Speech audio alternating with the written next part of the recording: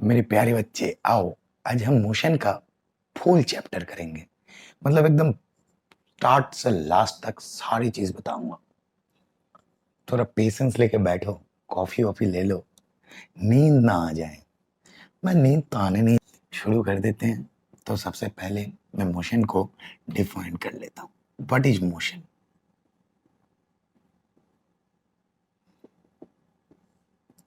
देखो, फिजिक्स में ये बायोलॉजी का मोशन नहीं है, इसलिए बार बार उठ के बाथरूम मत जाना। In physics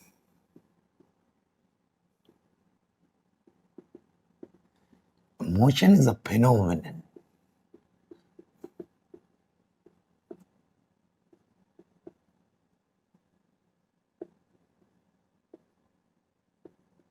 in which an object change its position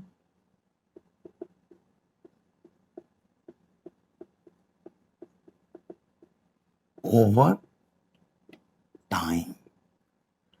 यहां तक तो आप लोगों को पता था, बोर मत हो जाना। मुझे लिखना होगा, अगर नहीं लिखूंगा तो समझा नहीं पाऊंगा। पहले लिख लेता हूं, उसके बाद वहां से पॉइंट आएगा, कुछ अपग्रेडेशन भी आएगा।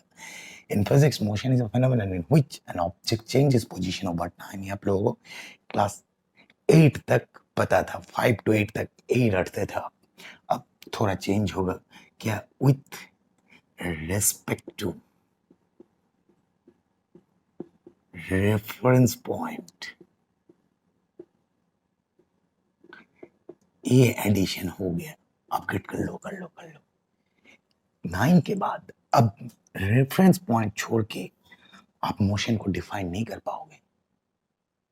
ठीक है, आपको कभी भी कुछ भी बात करना है कि मैं 3 मीटर दूरी पे खड़ा हूं और 10 मिनट में पहुंचने वाला हूं। भाई तू कहां पे खड़ा है और कहां जाएगा? रेफरेंस पॉइंट तो बता दे। क्या 10 मिनट में स्कूल पहुंचेगा कि आप थिएटर में पहुंचेगा कि कॉफी शॉप में पहुंचेगा? कहां पहुंचेगा? कि रेलवे स्टेशन पहुंचेगा? एग्जैक्टली ए रेफरेंस पॉइंट आपको मेंशन करना है। अब टाइप्स ऑफ मोशन, ये ना बहुत बहुत ध्यान से देखो। टाइप्स ऑफ मोशन क्लास 9 में जो डिस्कस करेंगे हम, वही मोशन लेके हम डिस्कस करेंगे। मतलब बाद में जो आप लोग जब और कुछ भी जान लोगे मोशन का, तो ए भी होता है, वो भी होता है, अलग बात है। क्लास 9 में जो मेरा 3 टाइप का मोशन का ऊपर होगा, वो मैं 1 2 3 करके लिख देता हूं। एक linear motion,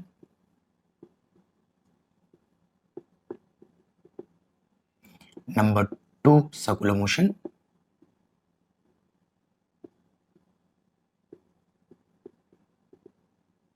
and number 3 linear motion और सर्कुलर मोशन।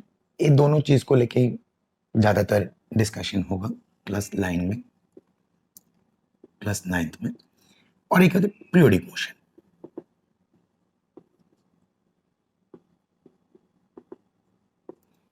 अब अगर कितने टाइप का मोशन है, तो वो एकदम टोटल डिफरेंट है। टोटल टाइप जो है, 1 लीनियर मोशन, फिर लीनियर का कुछ पार्ट आ जाता है सर्कुलर मोशन। सर्कुलर मोशन का यूनिफॉर्म सर्कुलर मोशन जो हमें क्लास 9 का लास्ट बुक के लास्ट में है। पीरियोडिक मोशन, इधर ऑसिलेटरी मोशन आता है,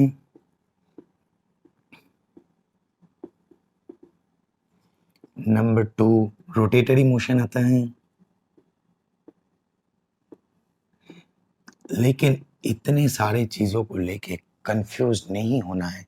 सिंपली हमें linear motion and circular motion, ये दोनों चीजों के ऊपर ही रहना है। इसका एक छोटा सा पार्ट है, इसलिए मैंने लिखा, नहीं तो इसको भी मैं हटा देता। लेकिन क्लास 9 के सिलेबस में सर्कुलर मोशन का एक छोटा सा पार्ट डाल के रखा है, यूनिफॉर्म सर्कुलर मोशन का। तो हमें ये तीनों चीज को हटाना है। तो पहले इन तीनों को छुट्टी कर देता हूं, सिर्फ डेफिनेशन डेफिनेशन बता देता हूं क्योंकि आइडिया रह जाए। सबसे पहले मैं रोटेटरी मोशन। रोटेटरी मोशन क्या है कि जब अपने एक्सिस के ऊपर, खुद के एक्सिस के ऊपर कोई ऑब्जेक्ट रोटेट करेगा, तब उसको रोटेटरी मोशन कहते हैं। जैसे अर्थ, अर्थ खुद के एक्सिस के ऊपर ही रोटेट करते हैं। Object rotates on its own. It's called rotatory motion. ये हो गया मेरा रोटेटरी। ये अर्थ का मोशन है और कुछ जानना नहीं है, बस छुट्टी करता हूँ रोटेटरी मोशन को। ऑसिलेटरी मोशन, ऑसिलेटरी मोशन क्या है? अब जब गिटार विटार कुछ बजाते हो, सितार गिटार कुछ भी हो, तब क्या होता है कि जब स्टार्ट करते हो तो वो मोशन जो है वो, लेकिन वो फिक्स टाइम इंटरवल नहीं है, वो एक सर्टेन टाइम इंटरवल में होता है। मतलब अपने गिटार बजाए, एक बार स्टार्ट किया तो वापस आया, कभी 1 सेकेंड, कभी 2 सेकेंड, कि माइक्रो सेकेंड में होगा तो 30 माइक्रो सेकेंड, 40 माइक्रो सेकेंड, इस हिसाब से चेंज होता है। तो उसको हम ऑसिलेटरी मोशन बोलते हैं। तो जहां पे objects repeats the motion after certain interval of time.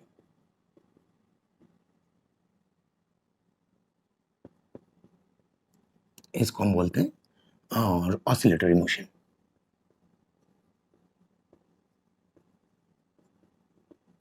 सिर्फ डेफिनेशन थोड़ा जान लो बस। पीरियोडिक मोशन का केस थोड़ा अलग है इस ऑसिलेटरी से। इस केस में क्या है कि ट्यूनिंग फॉर्क ले लो। ट्यूनिंग फॉर्क का जो मोशन होगा वो देखना एक फिक्स टाइम इंटरवल के बाद वो रिपीट होता है। तो उस इसमें फिक्स टाइम इंटरवल नहीं था। जो अगर एग्जांपल लेंगे तो guitar,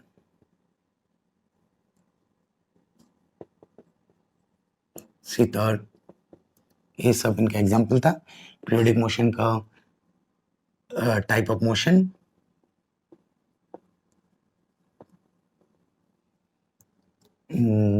repeats after fixed interval of time.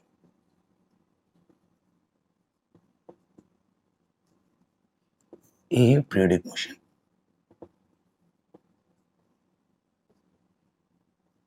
ठीक है, इनका एग्जाम्पल अगर मैं लूंगा तो इनका एग्जाम्पल जो है ट्यूनिंग फॉर्क। बस छुट्टी कर देता हूं, सिलेबस में है नहीं। जा,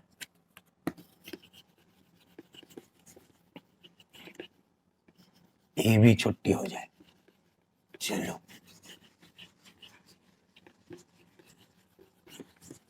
गुस्सा मत होना, आउट ऑफ सिलेबस बता रहे हैं।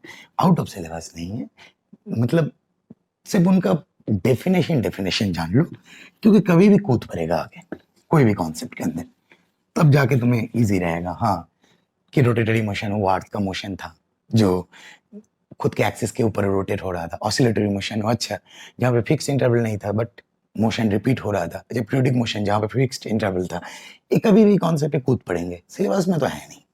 चलो, तो तीनों को छुट्टी भी कर दिया और तीनों का डेफिनेशन और एक बार दोहरा भी दिया। अब इन दोनों linear motion and circular motion जो क्लास 9 में है, हम डिस्कशन करने जाएंगे linear motion. Circular motion, linear motion complete होने के बाद मैं बता देता हूँ। लीनियर मोशन में देखो, यूनिफॉर्म नॉन यूनिफॉर्म मोशन जो है वो मोशन का state, motions according to state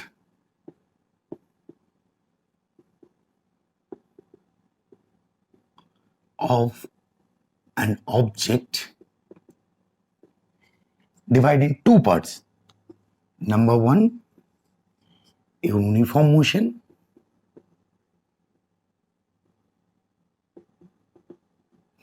Motion of an object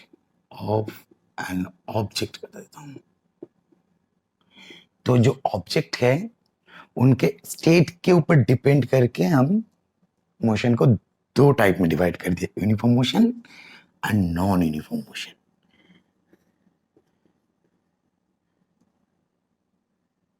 ठीक है ना? ये और भी इजी हो गया जो आपका सिलेबस में है, जो आपको दिखाई देता है uniform motion non motion. Actually object state के ऊपर डिपेंड करते हैं।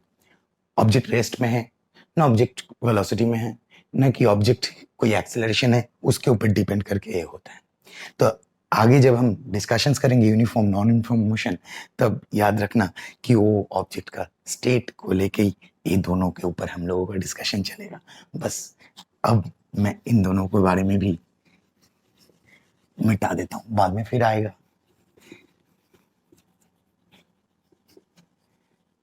लीनियर मोशन में रेक्टिलिनियर मोशन क्या होता है? Straight line motion, straight line motion. जब आपका कोई बॉडी ऑब्जेक्ट कुछ भी ए टू बी,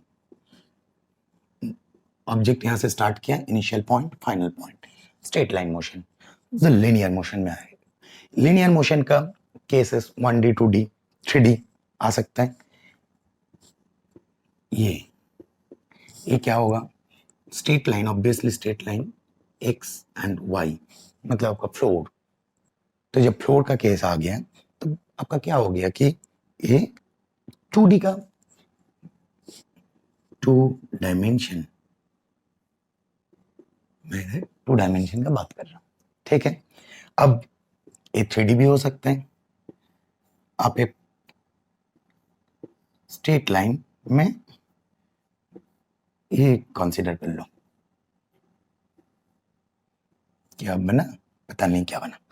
तो x y z मुझे मिल गया। तो इस केस में 3D होगा, इस केस में 2D होगा, इस केस में 1D होंगे। एकदम क्लियर कि स्ट्रेट लाइन मोशन आएगा, स्ट्रेट लाइन मोशन के अंदर 1D 2D 3D सब कुछ आ जाएंगे। वो तो स्ट्रेट लाइन में ही मूव कर रहे हैं, वो नहीं है कि स्ट्रेट लाइन मतलब ऑलवेज 1D आएंगे, 2D 3D भी आ सकता है। अब सर्कुलर मोशन, इस केस में 2D आ जाएगा, x y 3D आ जाएगा। ओहो मर्सिडीज बन गए। तो x y z इनका भी 1D 2D 3D आएगा। चलो अब मैं इन सारी चीजों को मिटाता हूं। अब मुझे पहुंचना है कहां पे? डिस्टेंस के कॉन्सेप्ट में। उससे पहले uniform motion, non uniform motion, distance, displacement, ये सारी चीजों में जाने से पहले मैं एक बार वेक्टर के बारे में बता देता हूं, क्योंकि इधर से वेक्टर का इंट्रोडक्शन शुरू होता है। ये वेक्टर छोड़ के आप आगे बढ़ ही नहीं पाओगे, क्योंकि हर एक चीजों में वो आके कूद पड़ेंगे।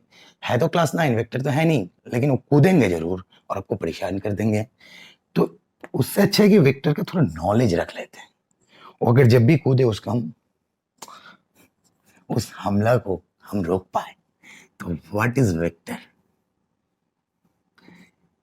तो vector is a quantity, vector is a quantity in which has both magnitude and direction. Magnitude and direction. तो आप लोगों को क्लास 8 तक क्या पता था? कुछ भी चीज आपको पूछा जाता था, भाई शुगर कितना किलो लाए हो? 2 किलो। अब थोड़ी ना बोलते ऐसे कहाँ से कहाँ तक, डायरेक्शन का कोई फैक्ट्री नहीं था। लेकिन क्लास 9 में आते आते ही बस अब ये पीछा करना शुरू कर दिया कि भाई डायरेक्शन भी जोड़ो कुछ कुछ क्वांटिटी के साथ। तो कौन से टाइप के, जिस टाइप के क्वांटिटी में डायरेक्शन जरूरी हो जाएगा उसमें वेक्टर आके कूद पड़ेंगे। लेकिन अब का शुगर के साथ डायरेक्शन का जरूरत नहीं है, क्योंकि शुगर स्केलर क्वांटिटी में आता है। स्केलर, स्केलर क्या है? Scalar is a quantity in which has only magnitude, such as mass, जो अपने शुगर बोल रहे थे, तो उसमें जरूरत ही नहीं है। तो यानी कि आप जो भी बात कर रहे थे क्लास 8 तक, सारी चीज अब स्केलर क्वांटिटी की बात कर रहे थे। मैग्नीट्यूड, लेकिन जिसका मैग्नीट्यूड पार्ट आप बोलते थे, मास, टेम्परेचर, स्पीड, ठीक है, डिस्टेंस। अब हमेशा यही बोलते थे डिस्टेंस 4 मीटर। डायरेक्शन का कोई जरूरत नहीं है, स्केलर क्वांटिटी है। स्पीड, 3 किलोमीटर पर आवर, कोई जरूरत नहीं है उसमें डायरेक्शन बताने का। स्पीड 40 किलोमीटर पर आवर, एक गाड़ी को बहुत तेजी से भगा रहे हैं 230 किलोमीटर पर आवर, पॉसिबल नहीं है इंडिया में। चलो कोई बात नहीं, इंडिया में अगर 150 किलोमीटर पर आवर में तो पॉसिबल है।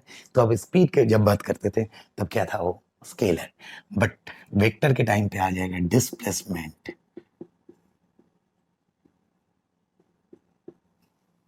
वेलोसिटी,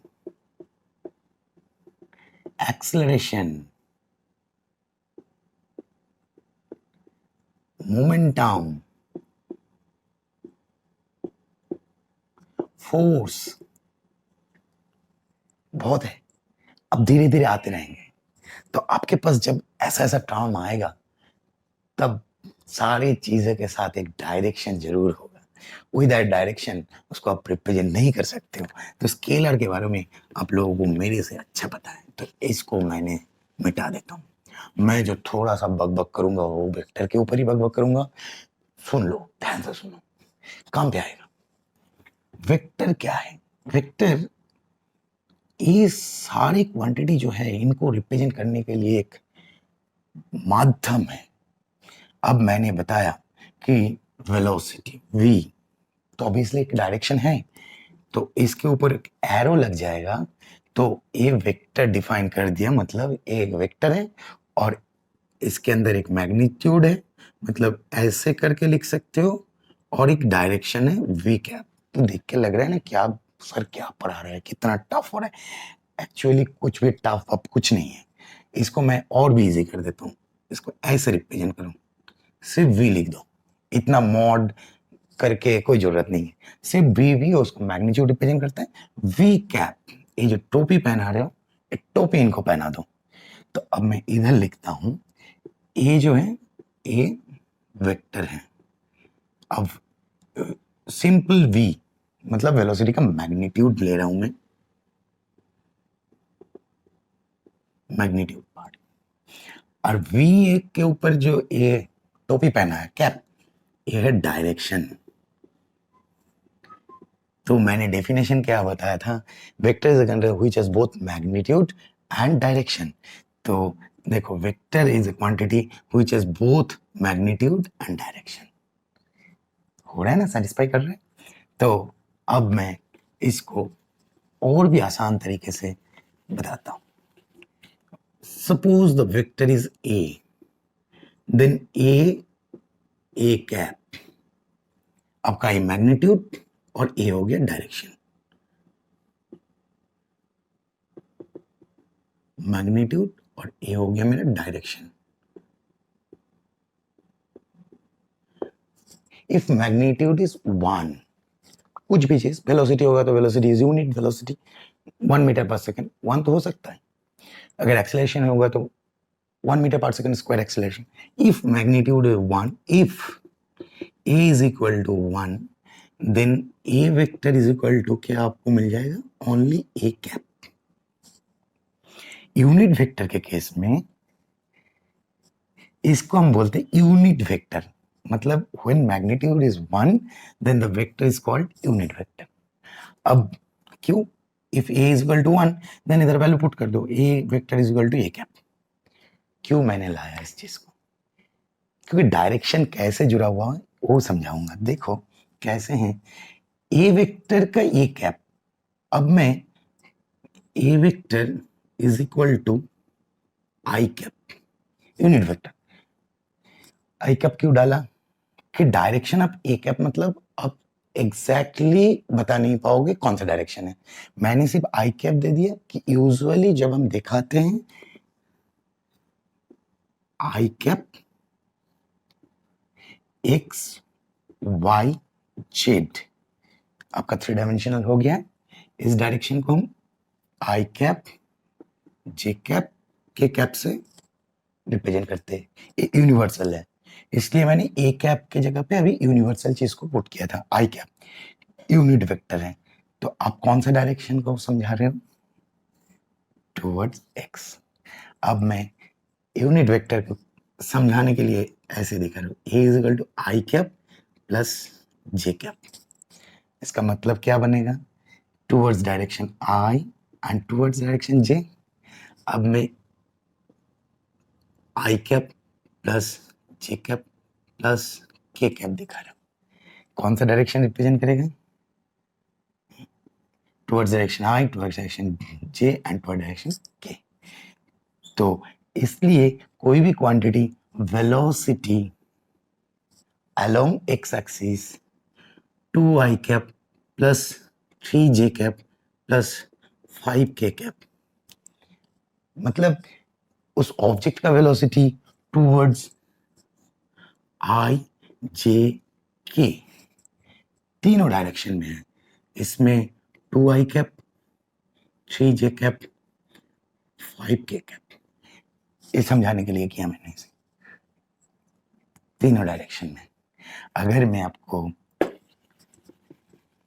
इसको मिटाता हूं, वीडियो को थोड़ा आगे पीछे करके फिर दोबारा देख लेना, मैं मिटा देता हूं। वेलोसिटी, अगर मैं बोल दिया कि वेलोसिटी इस डायरेक्शन में v is equal to 2i cap plus 3j cap plus 5k cap, then आपको क्या करना है, इसको रिजॉल्व करके वेलोसिटी का vx vy ये निकालना। बहुत इजी है ना।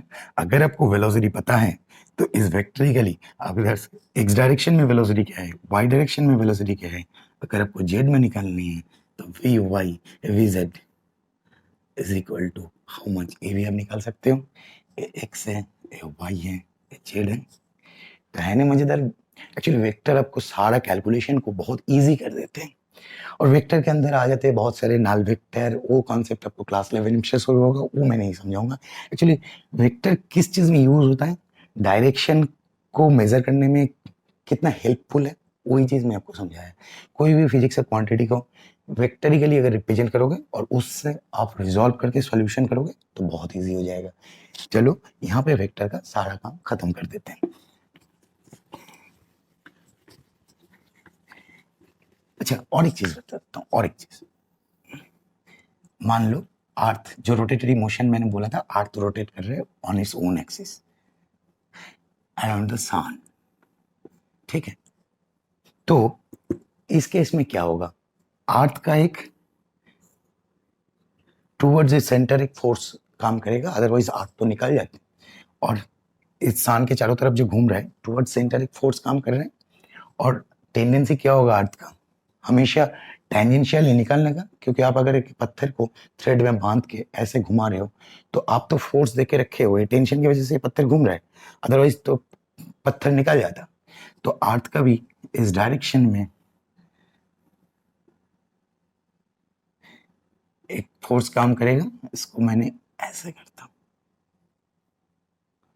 इसको हम बोलते हैं, बाद में देखोगे, सेंट्रीफ्यूगल फोर्स।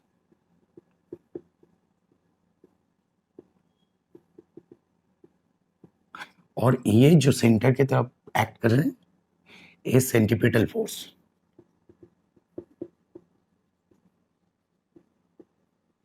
अब वेक्टर हमें क्या मदद करता है, देखो इस टाइप के डिफिकल्ट सिचुएशन को वेक्टर बहुत इजीली सॉल्व कर देते हैं। आप इनका रिजल्टेंट ड्रॉ कर लेते हो, ए रिजल्टेंट वेक्टर।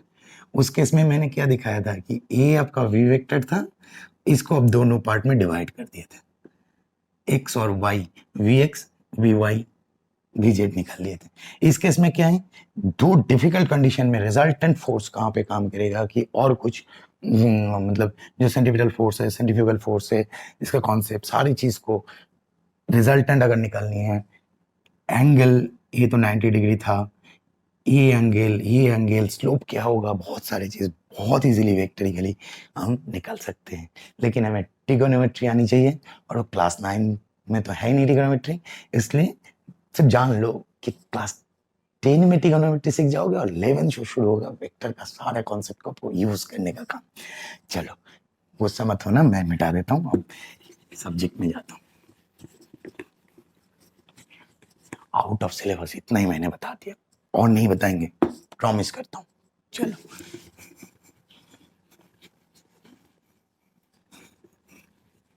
गुस्सा बहुत जल्दी हो जाते हो आप लोग, थोड़ा सा तो आउट ऑफ सिलेबस बताया, अब जो आएगा सारी चीज आपको सिलेबस के अंदर ही बताऊंगा।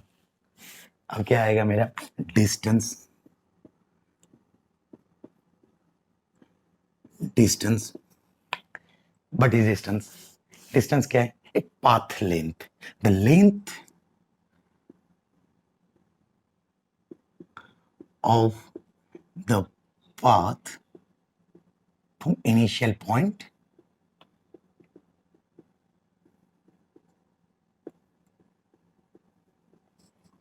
to final point is called distance।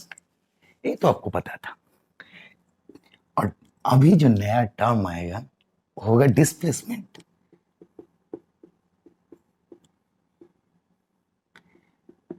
Class 9 से स्टार्ट हो रहा है डिस्प्लेसमेंट का टर्म। ये क्या है, ये शॉर्टेस्ट डिस्टेंस, शॉर्टेस्ट डिस्टेंस या पाथ लेंथ लिख लो, shortest distance in a particular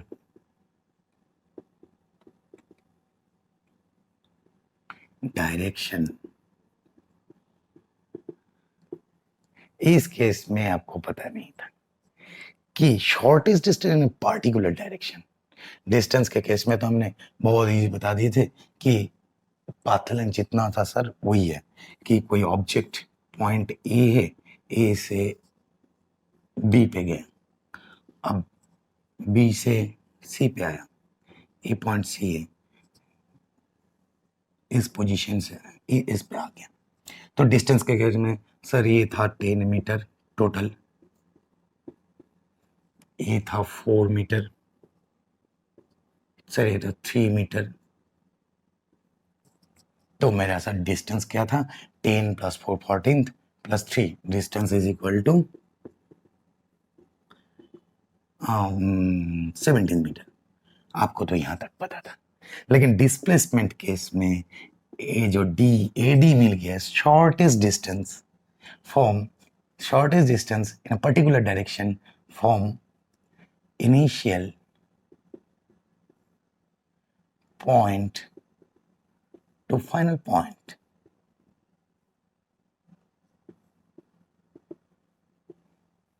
तो डिस्प्लेसमेंट क्या होगा,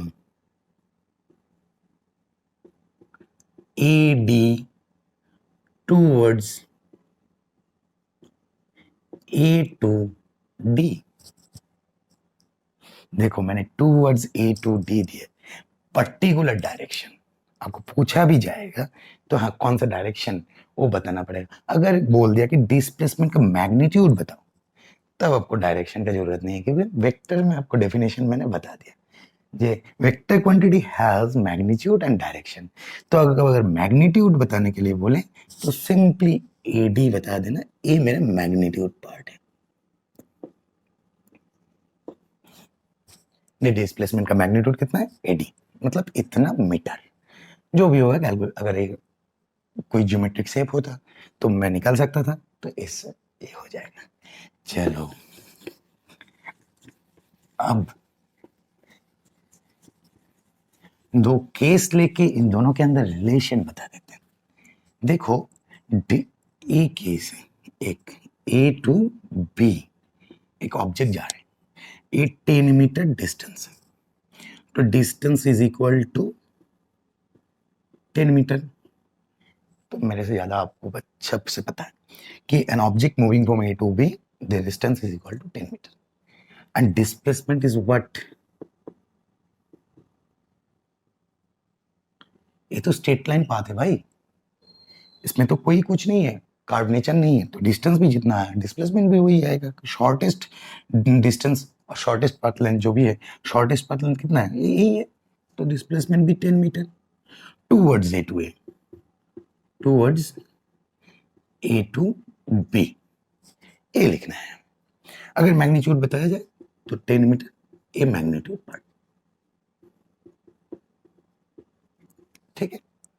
मैं लिख दूंगा मैग्नीट्यूड 10 मीटर, डिस्टेंस का भी 10 मीटर, तब डिस्टेंस के साथ डिस्प्लेसमेंट का कोई डिफरेंस नहीं। लेकिन केस जब मेरा ए बन गया, मान लो A B C, A 4 metre, A 3 metre. तब डिस्टेंस क्या है? यहां से ऑब्जेक्ट ए इनिशियल पॉइंट, इस केस में ए था इनिशियल पॉइंट, ए था फाइनल, और ए फाइनल पॉइंट है।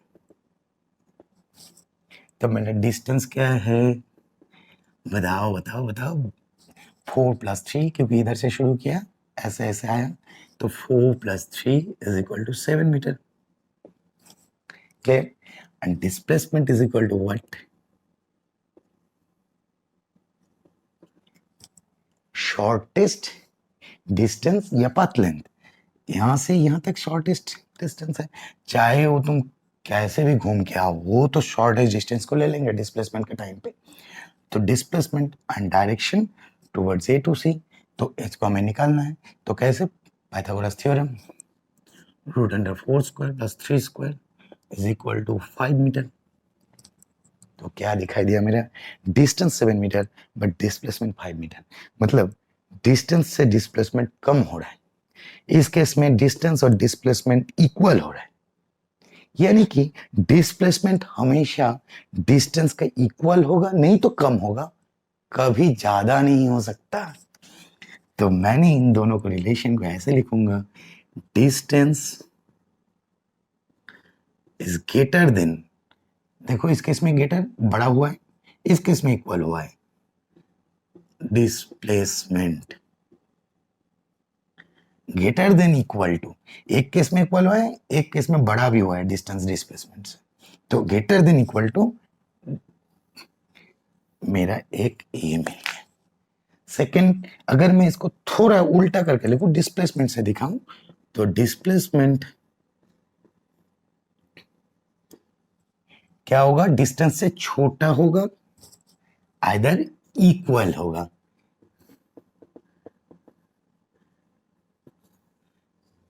ये कंडीशन हमें याद रखना है, क्योंकि इस कंडीशन के बेस पे कुछ क्वेश्चन आ सकता है। ये कॉन्सेप्ट बहुत जरूरी है। बस मैं जाता हूं नेक्स्ट टॉपिक।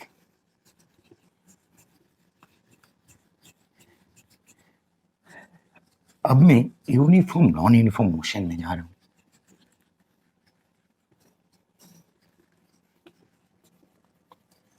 क्या सो गए हो क्या?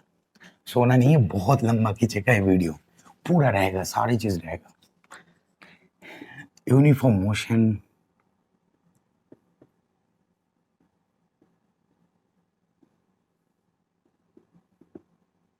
And non uniform motion. तो पहले यूनिफॉर्म मोशन में आ जाते हैं। फिर वही गुस्सा मत होना, मुझे इनका डेफिनेशन एक बार लिख लेने दो, क्योंकि समझाने में इजी होगा। An object covers equal distance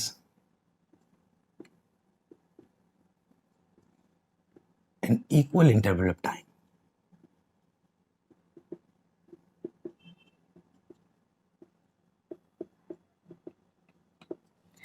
ये है मेरा uniform motion.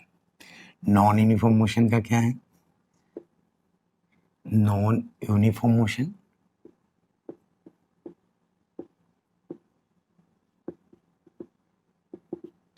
Non uniform motion का क्या है कि an object covers unequal distance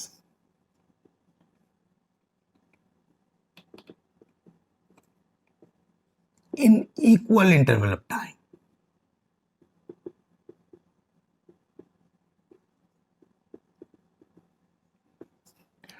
तो जब मेरा अनइक्वल डिस्टेंस हो गया, तो इक्वल इंटरवल ऑफ टाइम का क्या मतलब है? मतलब फर्स्ट केस में देखो यूनिफॉर्म मोशन जो था, equal distance in equal interval time, मतलब 2 सेकंड में 2 2 मीटर करके जा रहे हो, 2 सेकंड में 2 मीटर, फिर 2 सेकंड में 4 मीटर, मतलब 4 सेकंड में 4 मीटर हो गया, फिर 2 सेकंड में 6 मीटर, मतलब 6 सेकंड में 6 मीटर। तो ये इक्वल इंटरवल ऑफ टाइम है, इक्वल इक्वल डिस्टेंस सब कवर कर रहे थे। नॉन यूनिफॉर्म के केस में अब 2 सेकंड में 1 मीटर, फिर अगले 2 सेकंड में 5 मीटर, ऐसा करके कवर कर रहे हैं। तो एक एग्जाम्पल से दिखा देता हूँ। मान लो एक टाइम है, ए यूनिफॉर्म मोशन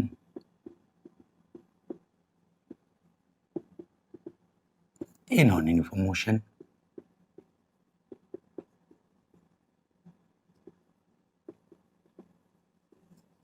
तो time 10 second, 20 second, 30 second, 40 second.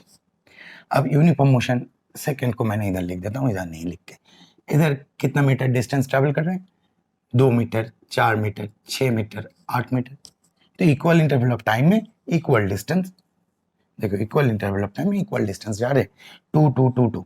But इधर 1 metre, 5 metre, 7 3, equal interval of time में अलग अलग। ये है नॉन यूनिफॉर्म मोशन। अब इंसर्टी के मैं और एक एग्जांपल दिया हूं, मैं उसको भी एक बार बता देता हूं कि आपको क्रिकेट मैच देख रहे हो, तो क्रिकेट मैच में बॉलिंग कर रहे हैं बुमराह। अब बॉल फेंक रहे हैं, बुमराह का bowling speed 140 kilometre per hour. कि कुछ भी मान लो, 140, 141 kilometre per hour, 142 kilometre per hour. तो ये जो देखना, हमेशा bowler Brett Lee, McGrath, Bumrah, Umesh Yadav, कोई भी देखना हमेशा अलग अलग स्पीड में ही डालते हैं नॉन यूनिफॉर्म मोशन में। अगर सेम स्पीड में डाल रहा होता तो मुश्किल भी था, विराट कोहली, सचिन तेंदुलकर मार के तोड़ देता। क्योंकि कुछ कुछ प्रैक्टिकल लाइफ में नॉन यूनिफॉर्म मोशन की जरूरत भी होती है, उससे फायदा भी मिलता है। अगर आप सेम स्पीड में बॉल फेंकते जाओगे तो स्ट्रेट स्ट्रेट बॉल आएगा, मारेंगे उनको। वेरिएशन होता है, स्पीड के वेरिएशन की वजह से तो विकेट मिलता है। चलो, लेकिन प्रैक्टिकल लाइफ में आपको जितना सारे केसेस, मोस्टली केसेस आपको नॉन यूनिफॉर्म मोशन ही मिलेगा। जैसे आप स्कूल जा रहे हो, चाहे पापा के बाइक में, स्कूटर में, कार में, खुद साइकिल चला के, किसी भी केस में देखो, रास्ते में जैम होगा, रोड में कुछ ना कुछ होगा, आप सेम स्पीड में चला नहीं सकते हो, तो नॉन यूनिफॉर्म मतलब रुक रुक के जाना पड़ेगा। तो वही है, इक्वल इंटरवल ऑफ टाइम में इक्वल डिस्टेंस आप कवर नहीं कर सकते हो। तो डेली लाइफ में आपको नॉन यूनिफॉर्म केसेस ही मिलेंगे।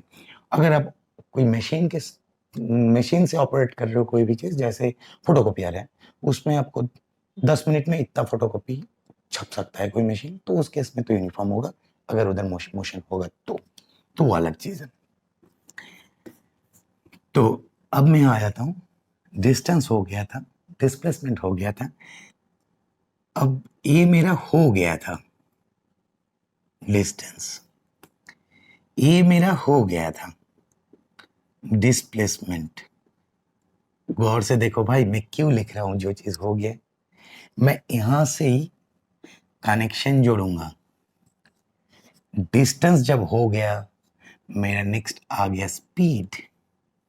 डिस्प्लेसमेंट जब हो गया, नेक्स्ट आ जाएगा मेरा वेलोसिटी। अब क्या रिलेशन है वो बताता हूं, देखो। तो स्पीड का पहले डेफिनेशन देखो, स्पीड क्या है? Rate of change of distance, मतलब एक rate of change of motion. अगर आप डिस्टेंस की जगह इधर मोशन भी लिख दोगे तब भी चलेगा। क्यों? मोशन मतलब ही तो डिस्टेंस है, मोशन और डिस्टेंस तो सेम चीज है। तो आप मोशन लिख सकते हो, और मैं समझाने के लिए इधर डिस्टेंस लिखा। Rate of change of distance यानी कि पर यूनिट टाइम में जो डिस्टेंस चेंज होगा, that is called speed. Distance is a scalar quantity and displacement is a vector quantity. तो अगर डिस्टेंस स्केलर है तो स्पीड भी मेरा स्केलर है वो। अगर डिस्प्लेसमेंट वेक्टर है, वेलोसिटी भी मेरा वेक्टर क्वांटिटी होगा। ठीक है। अब देन दिस स्पीड, स्पीड को अगर मैं v से डिनोट करता हूं, तो v is equal to distance by time, s by t। Distance by time. अगर आपको एवरेज वेलोसिटी लेनी है, तब क्या एवरेज स्पीड लेना है, तब v average is equal to, मान लो कंडीशन ऐसा सोच लो कि आप घर से स्कूल जा रहे हो, अब लगातार 4-5 बार आपका स्पीड चेंज हुआ है जैम की वजह से, रोड के कुछ कारण की वजह से। तो आपने S1 plus S2 plus S3 plus dot dot dot divided by T1 plus T2 plus T3 plus dot dot dot, आपका एवरेज स्पीड निकल जाएगा। VAB, इसको और भी थोड़ा नीचे लिख देते हैं, डिस्प्लेसमेंट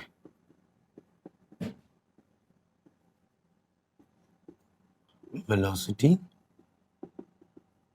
तो आपको V average, actually speed, average speed आपको A मिल जाएगा।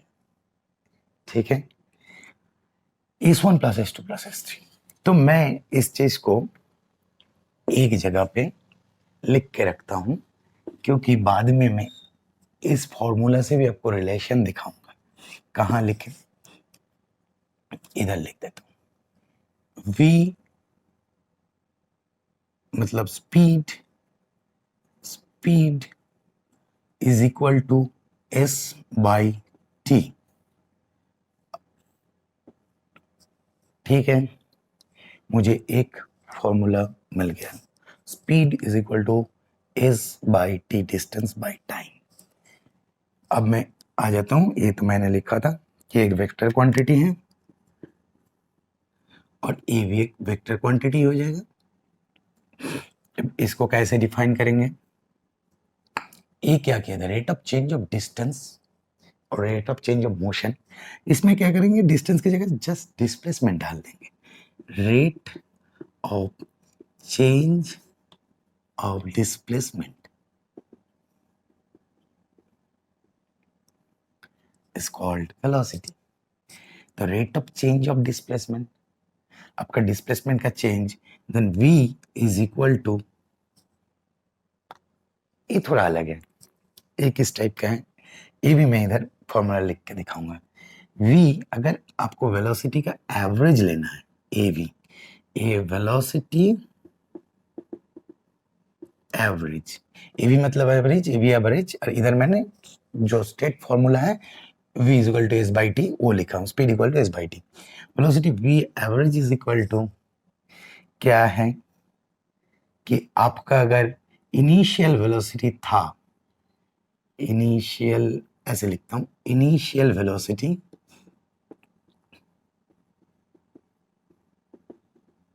is equal to u and final velocity v। अब बोलोगे सर यहाँ इनिशियल फाइनल कहाँ से आ गया, यहाँ पे तो आपको डिस्टेंस आप कवर कर रहे थे। इस केस में मैंने क्या बोला, rate of change of displacement. अब डिस्प्लेसमेंट ऐसा तो नहीं है कि अब हमेशा जीरो से ही स्टार्ट करोगे, इस पॉइंट से हो सकता है कोई भी ऑब्जेक्ट वो एक मोशन में थे, वेलोसिटी का बात चल रहा है ना, हमेशा जीरो में तो नहीं हो सकता है, मतलब कुछ वेलोसिटी हो सकता है, जीरो भी हो सकता है, लेकिन कुछ वेलोसिटी हो भी सकता है। तो मान लो कोई ऑब्जेक्ट का वेलोसिटी पहले था, इनिशियली था v, और फाइनल वेलोसिटी जो आया v, ये ऑब्जेक्ट इनका इनिशियल वेलोसिटी था u, जीरो कोई और जगह पे था, इधर मान लो जीरो था, यहां से कुछ वेलोसिटी ले लिया था, लेके ए इनिशियल वेलोसिटी हो गया था, ए इनिशियल और v ए फाइनल। तो rate of change of displacement के टाइम पे मैं जब एवरेज वेलोसिटी करूंगा, ये actually rate of change of displacement करोगे तो velocity v equal to S by t आएगा, लेकिन एवरेज के टाइम पे v u plus v by two, इसमें तो डिस्प्लेसमेंट जो S बाई टी जो सेम था, इसमें कोई चेंजेस नहीं होगा, v is equal to S by T, सिर्फ S का एक डायरेक्शन रहेगा। तो इसमें मैं दो फॉर्मूला मिला मुझे, v is equal to S by t, ये जो है S डिस्प्लेसमेंट है, इधर जैसे था ये डिस्टेंस था, ये डिस्प्लेसमेंट है, लिख ही देता हूँ एक बार। डिस्टेंस था,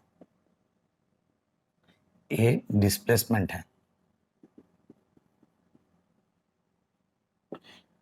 इसके साथ डायरेक्शन होगा, और v average is equal to, बाद में काम पे आएगा इसलिए मैंने ये दिखाया, v plus u by to और u plus v by to, कुछ भी लिख सकते हो। ये दो मुझे मिल गया।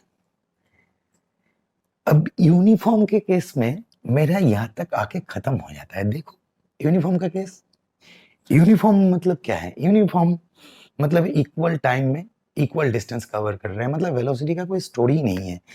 तो ये जो फॉर्मूला है, speed is equal to s by T, speed is equal to s by t, इसके आगे ए जाएगा ही नहीं, यहाँ पे ये खत्म।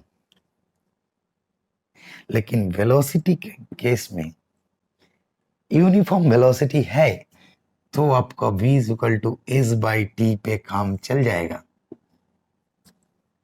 ये अगर यूनिफॉर्म वेलोसिटी है, यूनिफॉर्म का केस है, तो इससे आपका हो जाएगा। लेकिन अगर यूनिफॉर्म नहीं है तब जाके आपको एवरेज निकालनी पड़ेगी। ये है नॉन यूनिफॉर्म का केस।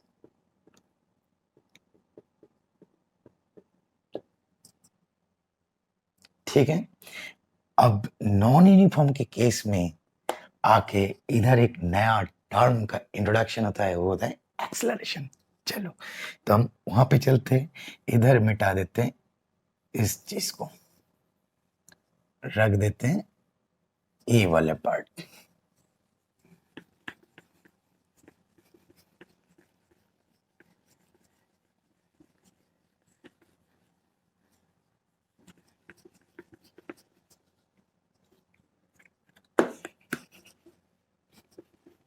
क्या समझ में आ रहे हैं? एक्चुअली तुम मुझे टाइम दो, मैं तुम्हें फिजिक्स दूंगा। देखो पूरा वीडियो, तब ना समझ में आएगा। देखो मेरा कोई गलती नहीं है, एनसीईआरटी ने इतना बड़ा सिलेबस बनाया, तो वीडियो तो आगे खींचेगा ही, लास्ट तक तो देखनी पड़ेगी ना। चलो तो मेरा ये डिस्टेंस था, ये लिख देता हूँ डिस्प्लेसमेंट। क्लास 9 के लिए बहुत ज्यादा है, लेकिन है सिलेबस में, मेरा कोई गलती नहीं है भाई। अब मैं आ जाता हूं एक्सेलरेशन में।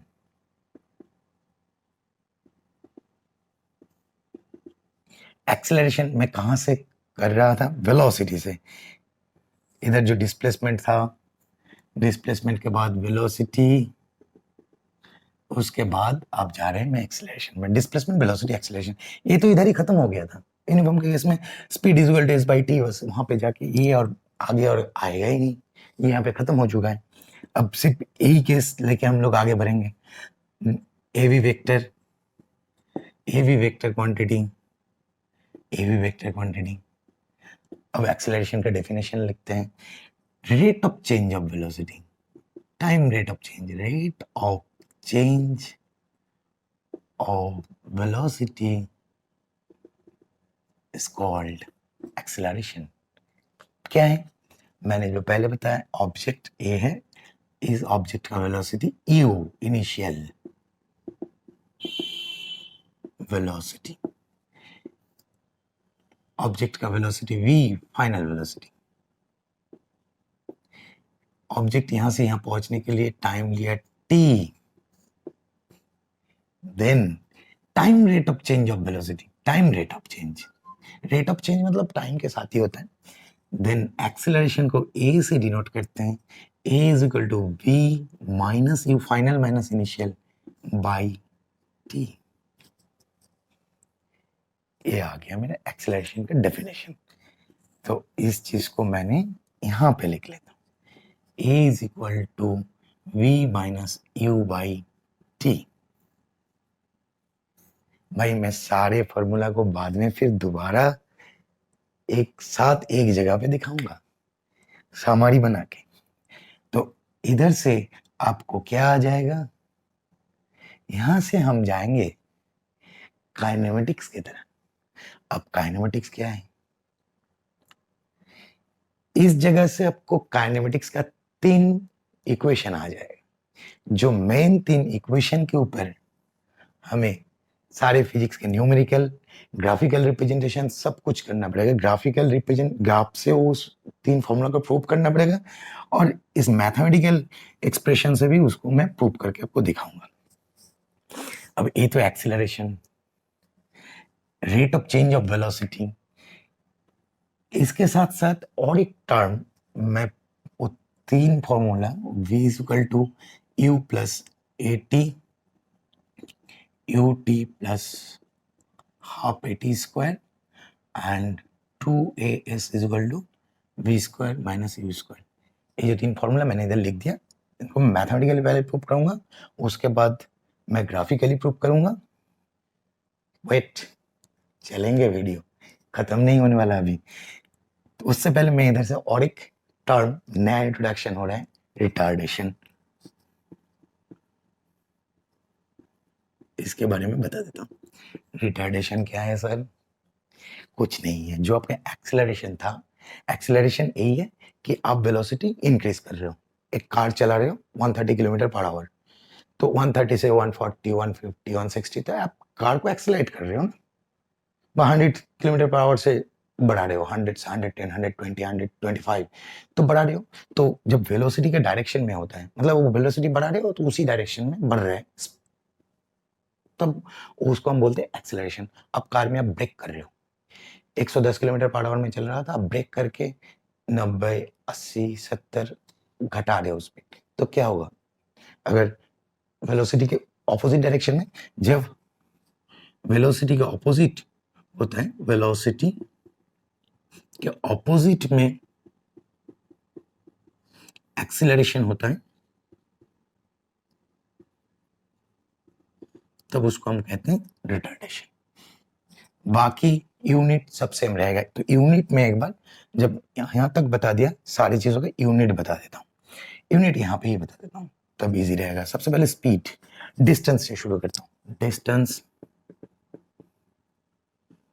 इज इक्वल टू, ऐसा यूनिट में आ जाओ, मीटर, ठीक है। डिस्प्लेसमेंट ऑब्वियसली मीटर ही होगा, मैग्नीट्यूड पार्ट जब लोगे और बाकी तो डायरेक्शन जोड़ोगे।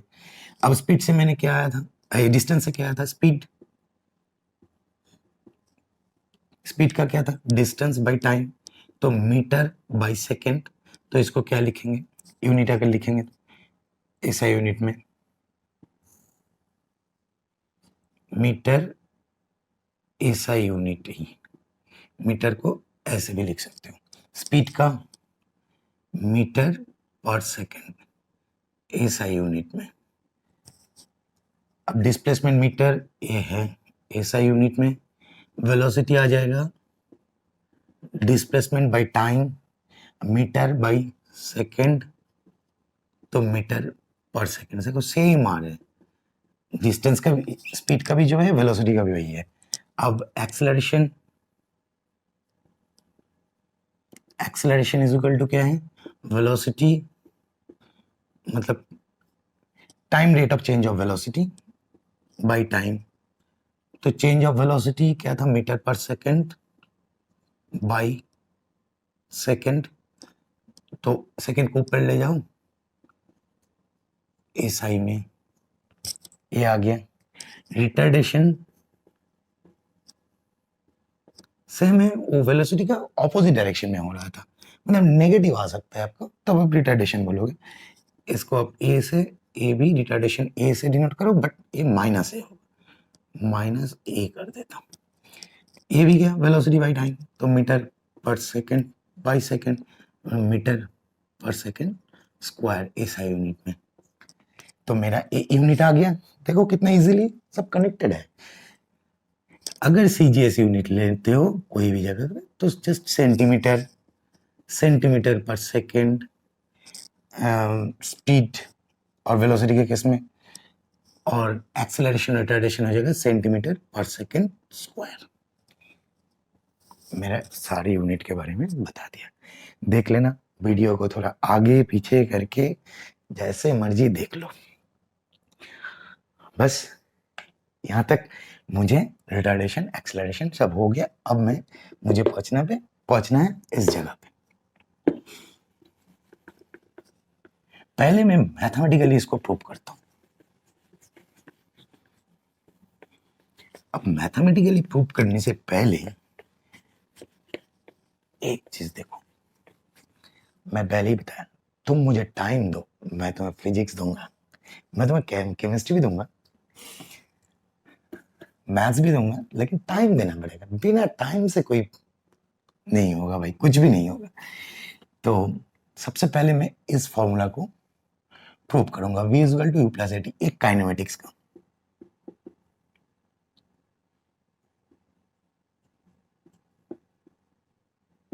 काइनेमेटिक्स के ये तीनों फॉर्मूला आ जाएगा। v equal to u plus a t, s equal to u t plus half a t square and 2as is equal to v square minus u square. अब कहां से शुरू करें? देखो, मैं थोड़ा टाइम पहले एक्सेलरेशन का डेफिनेशन आ गया था, time rate of change of velocity. तो final velocity v minus initial velocity u by t, ये था मेरा time rate of change of velocity. ये कहां से आया था? From definition of acceleration. ठीक है, तो इस केस में मैं क्या करूंगा, at को जस्ट मल्टीप्लाई कर देता हूं। at is equal to v minus you.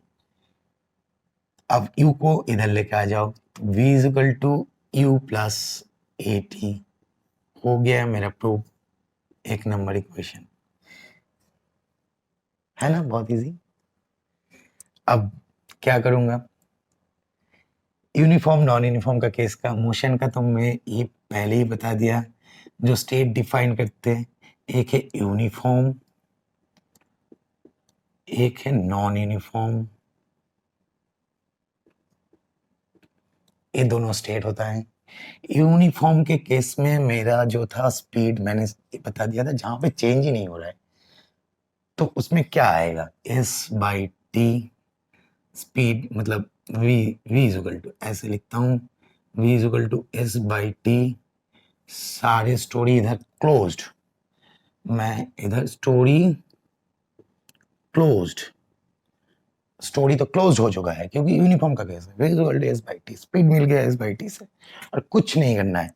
लेकिन स्टोरी स्टार्ट होता है इधर से, जहां से मेरा time rate of change of velocity, velocity change होता है, और acceleration not equal to zero, मतलब जहां से मेरा एक्सीलरेशन का ये एक्सीलरेशन इंट्रोडक्शन हो जाता है,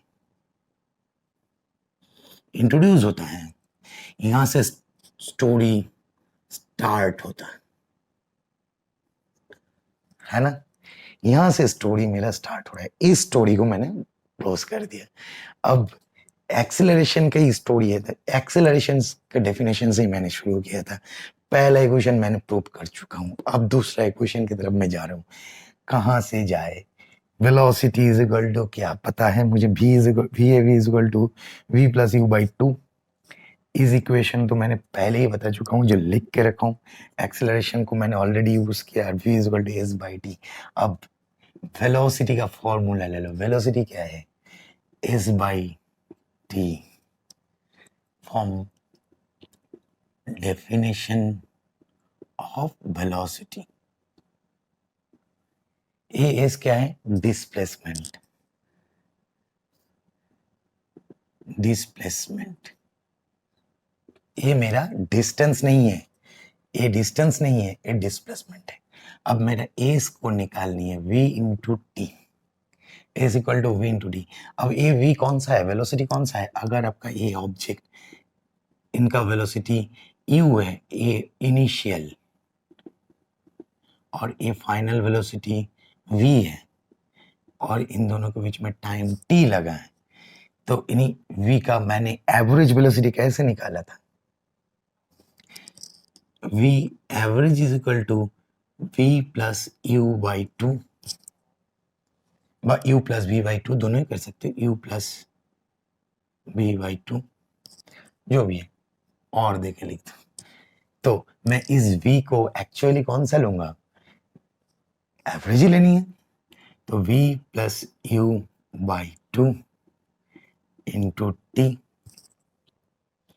अब मुझे क्या मिल चुका है, v equal to u plus a t, v का वैल्यू पुट कर दो इस इक्वेशन से। v का value u plus a t by 2 plus u into t. Just मैंने इधर से v का वैल्यू पुट कर दिया इस जगह पे। मेरा क्या आ जाएगा, u plus you 2u plus a T 2u plus a T into T by 2 2ut/2 plus a t square by 2। मैंने टी से मल्टीप्लाई कर दिया और 2 को नीचे नीचे लिख दिया। तो 2 कट गया, u t plus half a t square s is equal to, हो गया प्रूफ मेरा। ए हो गया था, ए हो गया मेरा प्रूफ। अब मुझे प्रूफ करना है थर्ड इक्वेशन। चलो मैं थर्ड इक्वेशन इधर प्रूफ कर लेता हूँ। क्या करना है, इस जगह पे t का वैल्यू पुट कर दो। तो मैं s इज इक्वल टू क्या था, u plus v/2 into T था। अब t का वैल्यू, t कहाँ से आएगा, तो t का वैल्यू इधर से ले लो। तो इस t का वैल्यू इधर से पुट कर दो। t का वैल्यू क्या होगा, a को नीचे आ जाओ और t को इधर ले जाओ। तो v माइनस यू वही है, v plus u/2 and v, t को ऊपर ले जाओ, इस साइड में ले जाओ और a को लेकर नीचे ले जाओ, v माइनस u/a 2a और इधर क्या था s, 2as is equal to v plus u, v minus u, a plus b, a minus b, v square minus u square. Third equation मेरा प्रूव हो गया। तो काइनेमेटिक्स के जो 3 रथी महारथी है जिससे हमें सारे न्यूमेरिकल में ही आ जाएंगे, वो कूद पड़ेंगे एकदम आगे कि चलो भाई मेरे से न्यूमेरिकल करो। एक्सेलरेशन का कॉन्सेप्ट आया, नॉन यूनिफॉर्म मोशन का कॉन्सेप्ट आया, वेलोसिटी चेंज हो रहा है, आपको एक्सेलरेशन मिल रहा है, तो तुम मुझे यूज करो। तब जाके आपको इन सारी कन्वर्शन भी अच्छे से आना चाहिए, तब जाके आप न्यूमेरिकल को भी बहुत अच्छे से कर सकते हो। इस वीडियो को बार बार आगे पीछे करके देख लेना, बहुत ही क्लीन तरीके से मैंने समझाया। और ये सारे फॉर्मूला एकदम याद रखना। लास्ट जब मेरा खत्म होगा तब मैं सारी चीज को और एक बार रिकॉल भी करूंगा। चलो अब मैं आ जाता हूँ ग्राफिकल रिप्रेजेंटेशन। वो तो और भी इम्पोर्टेंट है। देखो मेरा कोई गलती नहीं है, एनसीईआरटी इतना बड़ा सिलेबस बनाया, मुझे कंप्लीट करना पड़ेगा। आप लोग मुझे टाइम दो, मैं आपको सिलेबस का हर एक चीज बताऊंगा, पूरा फिजिक्स समझाऊंगा, कोई प्रॉब्लम नहीं हो। अगर होगा भी तो कमेंट बॉक्स में डाल लो। इसको तो मिटाना का बात नहीं हुआ था।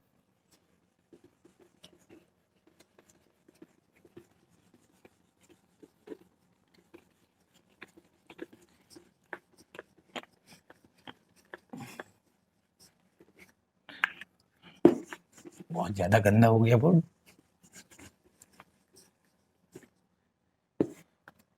लिख देता हूँ, speed is equal to s by T,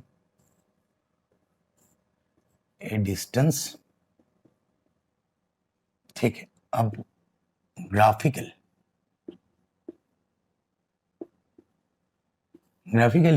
हमें वही प्रूव करना है, v is equal to u plus a t is equal to u t plus half a t square and 2as is equal to b square minus u square.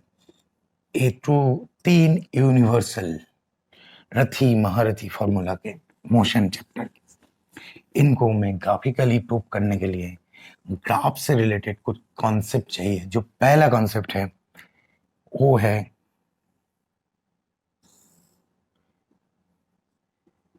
Graph बनाने से पहले basic चीज आपको पता होनी चाहिए कि इन दो एक्सिस है एक्स एंड वाई, इनमें से कौन है डिपेंडेंट एक्सिस, कौन है इंडिपेंडेंट एक्सिस। दो टर्म आ जाते हैं, वन इज इंडिपेंडेंट एक्सिस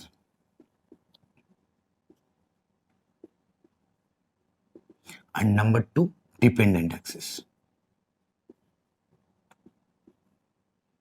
अभी आप बोलोगे क्या सर स्पीड टाइम ग्राफ करने के टाइम पे मैं क्या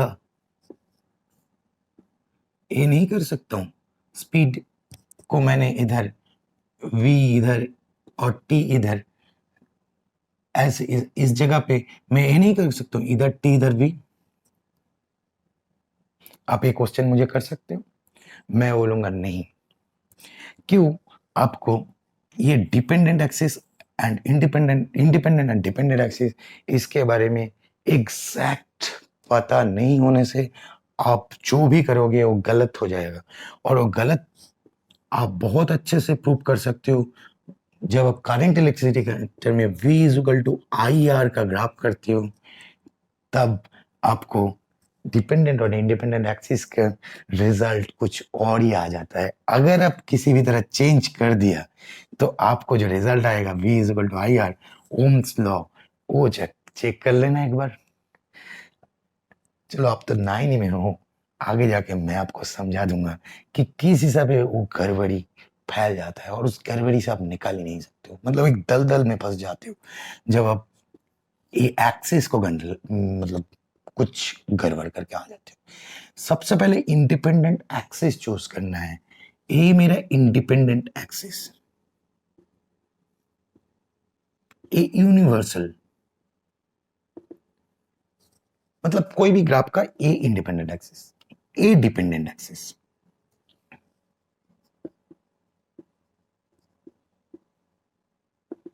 ए डिपेंडेंट एक्सिस, कुछ भी ग्राफ ड्रॉ करो, कोई भी ग्राफ लेके काम करो, सबसे पहले ए मेरा इंडिपेंडेंट एक्सिस जान लो, ए डिपेंडेंट एक्सिस जान लो। उसके बाद देखो, अगर मैं इसको टाइम लिख दिया, time is a independent axis में, और इसको मैंने डिस्टेंस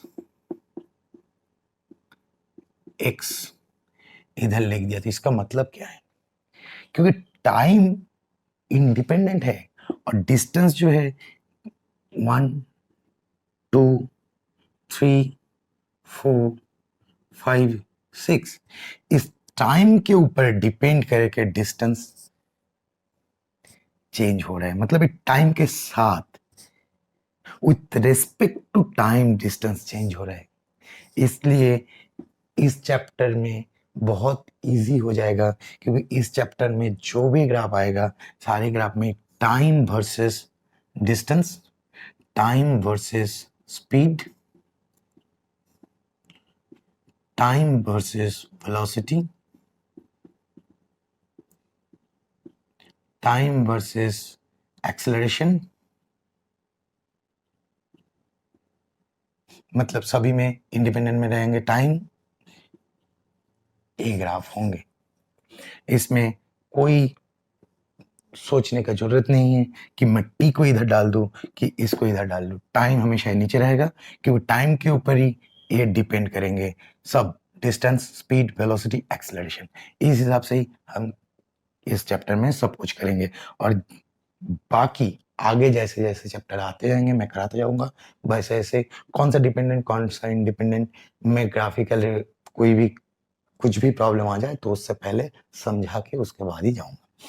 ठीक है, तो अब आ जाओ, इसमें मुझे कोई प्रॉब्लम नहीं रहा, सारे चीज हो चुका है समझ के। बोर्ड को साफ कर लेता हूँ, उसके बाद इसको शुरू करता हूँ। कट।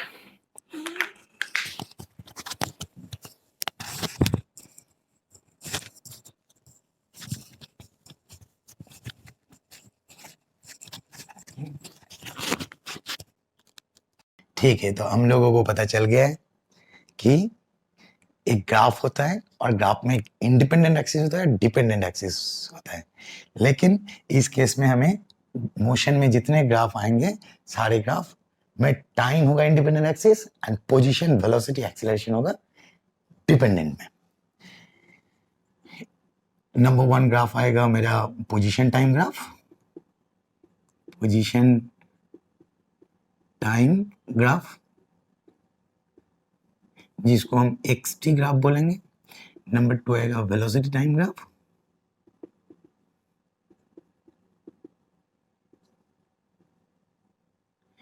vt ग्राफ बोलेंगे, vt ग्राफ। एंड नंबर 3 मेरा एक्सेलरेशन टाइम ग्राफ,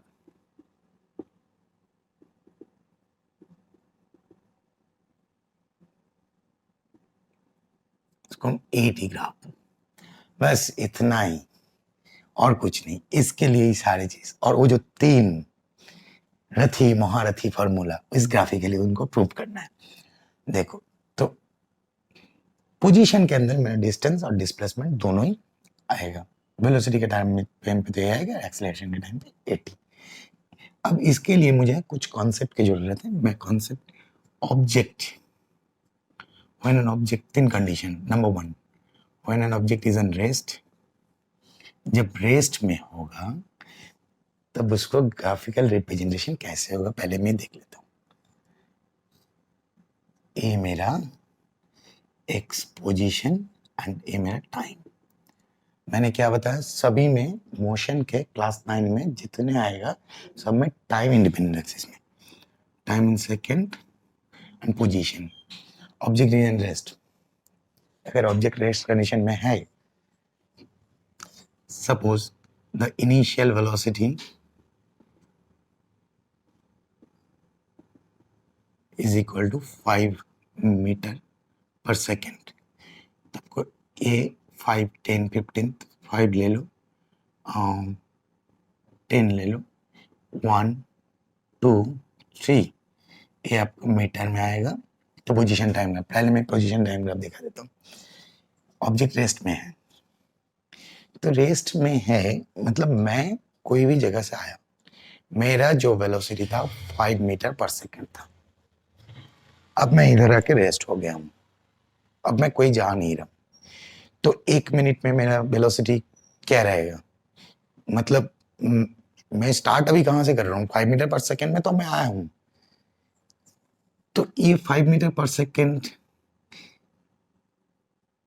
1 मिनट में भी वही इनिशियल, 2 मिनट में भी वही, 3 मिनट में भी वही है, कोई कंफ्यूजन नहीं है। अगर मान लो इनिशियल वेलोसिटी नहीं होता, अगर 5 मिनट नहीं, तो आपको क्या आ जाता है, तो इसके ऊपर ही होते। तो मैंने समझाने के लिए, इजी करने के लिए एक initial velocity 5 metre per second ले लिया कि initial velocity 5 metre per second में आके रेस्ट हो गया हूँ।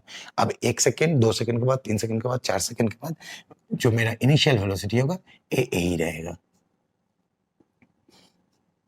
ये हो गया मेरा पोजीशन टाइम ग्राफ। अब मेरा velocity time graph, metre per second, time in second.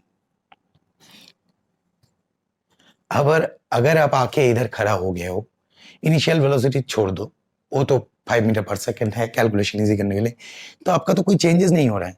Velocity का डेफिनेशन क्या है, time rate of change of displacement. Velocity is equal to time rate of change of displacement, displacement by time.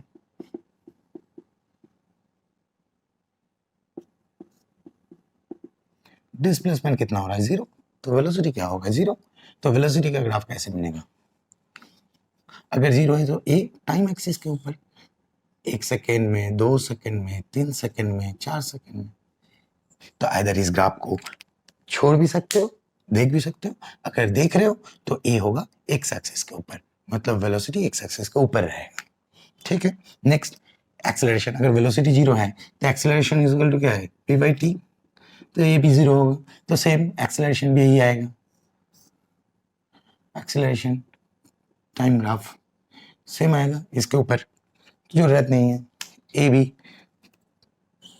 इस type का। तो main चीज़ यही है कि कोई जगह से आया, मैंने initial velocity 5 metre per second ले लिया, तो 5 मीटर पर सेकेंड, उसके बाद रेस्ट कंडीशन, तो सीधा सीधा ऐसे चलेगा। और इस केस में तो यही रहेगा, बस और कुछ नहीं। तो इसको ए ऑब्जेक्ट जब रेस्ट था। नंबर 2 पे आ जाता हूं।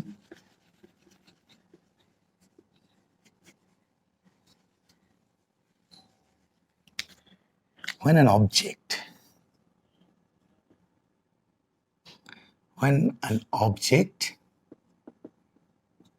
is in uniform motion,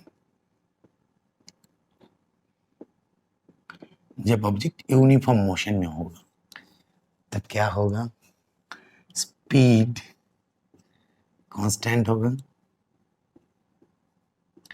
velocity constant भी बोल सकते हो, है कि नहीं? यूनिफॉर्म मोशन है। यूनिफॉर्म मोशन के केस में वेलोसिटी ऑब्वियसली कांस्टेंट है। तब मैं इस केस में पोजीशन टाइम ग्राफ कैसे बनाऊंगा? सिर्फ पोजीशन टाइम नहीं, ये मेरा position time graph, time in second, x in metre ले लो। मैंने वही चूज कर लिया कि सेम ले लो। स्पीड जब कांस्टेंट है, आपका पोजीशन क्या होगा? पोजीशन मींस, अरे स्पीड का डेफिनेशन में आ जाओ, वेलोसिटी का डेफिनेशन में आ जाओ। Displacement by time is by T. अब डिस्प्लेसमेंट क्या होगा? वेलोसिटी तो कांस्टेंट है, डिस्प्लेसमेंट आपका वेलोसिटी कांस्टेंट है इन 1 सेकेंड, 2 3 4, 1 2 3 4 5 10 15। तो क्या होगा? 1 में 1 सेकेंड में ये, 10 सेकेंड में 10 मीटर जाएगा, ये 15 मीटर जाएगा। तो देखना क्या हो रहा है, 5 जो वेलोसिटी का इधर 1 सेकेंड में वेलोसिटी कितना है? 5 मीटर पर सेकेंड था, यानी कि 1 सेकेंड में कितना डिस्प्लेसमेंट हुआ? 5 मीटर। 2 सेकेंड में कितना डिस्प्लेसमेंट हुआ? 5 मीटर। 3 सेकेंड में कितना डिस्प्लेसमेंट हुआ? 5 मीटर। तो ये यूनिफॉर्म का केस है। तो यूनिफॉर्म के जब केस होंगे तब कहाँ से स्टार्ट किए हो? ऑरिजिन से। इधर मेरा कोई इनिशियल वेलोसिटी से होगा, मतलब 5 metre per second initial velocity से, तो इधर से स्टार्ट करते हैं। ए पॉइंट, ये मेरा पोजीशन टाइम ग्राफ बन गया। 5 metre 5 metre 5 metre, obviously uniform velocity. Next,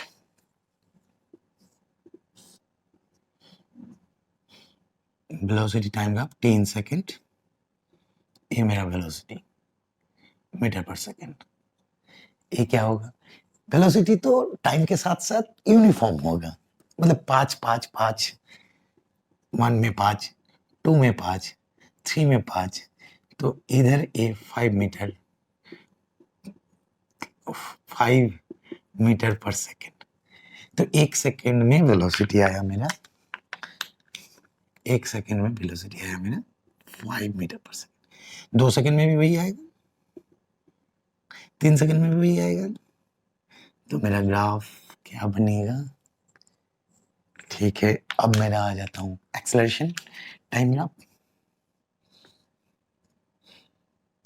acceleration metre per second square, time in second. तो वेलोसिटी कुछ चेंज ही नहीं हो रहा है। इसमें भी 5 metre per second, 5 metre per second, इसमें भी 5 मीटर पर सेकेंड, इस नेक्स्ट सेकेंड में भी 5 मीटर पर सेकेंड। एक्सेलरेशन का डेफिनेशन क्या है? Time rate of change of velocity v minus u by t. तो चेंज ही नहीं हुआ, जीरो मतलब जीरो। ये क्या आ जाएगा? Got my point? कर सकते हो, छोड़ भी सकते हो, क्योंकि ये एक्स एक्सिस के ऊपर आ जाएगा। कॉन्सेप्ट तो क्लियर हो गया ना? ये मेरा कंप्लीट। अब मैं यहां से नेक्स्ट थर्ड क्या है? Uniform acceleration.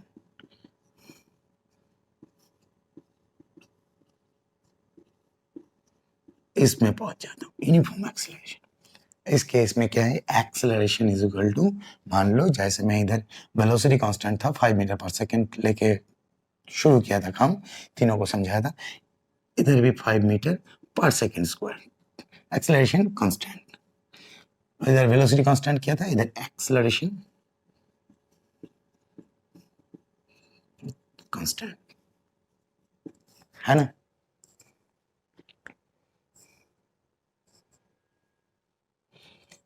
ठीक है, अब मेरा पोजीशन टाइम ग्राफ x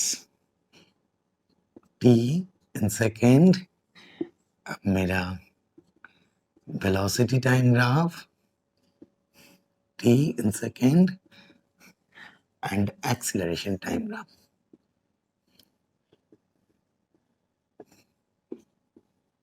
अब एक्सीलरेशन कांस्टेंट है, कुछ सोचना ही नहीं है। 1 मिनट में एक्सीलरेशन ये, 2 में भी है, 3 में भी है, 4 में भी है, 1 2 3 4, एकदम सिंपल है। मैंने इतना समझाया, इसको तो अभी कोई प्रॉब्लम ही नहीं होनी चाहिए। वेलोसिटी, एक्सीलरेशन कांस्टेंट है, वेलोसिटी क्या होगा, ऑरिजिन से शुरू करो। वेलोसिटी तो चेंज होगा। एक्सीलरेशन का डेफिनेशन क्या था, time rate of change of velocity is called acceleration. तो एक्सीलरेशन कांस्टेंट मतलब वेलोसिटी 1 के साथ दिस। अब मैं ऐसे समझाऊंगा, 1 2 3 5 10 15, कोई प्रॉब्लम। इधर मैंने इतना बताया, इधर मैंने मुझे शायद बताने की जरूरत ही नहीं है। इस केस में क्या होगा, एक्सटी में अगर वेलोसिटी ऐसा है तो मेरा डिस्प्लेसमेंट का क्या होगा, वेलोसिटी 5 5 5 करके चेंज हो रहे हैं, तो डिस्प्लेसमेंट जैसे जैसे टाइम बढ़ेगा बढ़ता जाएगा। मतलब ऐसे नहीं, और थोड़ा ऐसे कर लेता, ये देखो,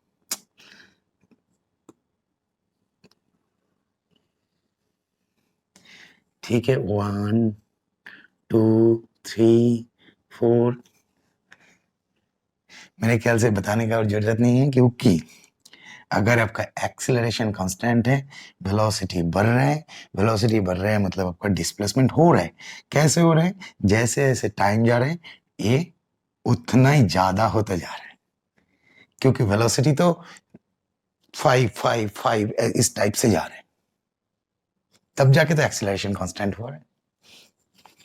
एकदम क्लियर हो चुका है। अब मैं इस सारी चीजों में से कुछ कुछ चीज को मिटा देता हूं, क्यों, मुझे भी प्रूव करना है वो तीनों रथी महारथी वाला इक्वेशन।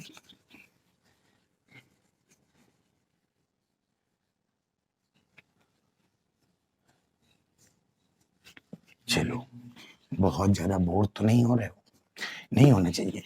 आज मोशन का फुल चैप्टर हो रहा है। जब देखोगे वीडियो, एक वीडियो में आपको मोशन कंप्लीट हो जाएगा।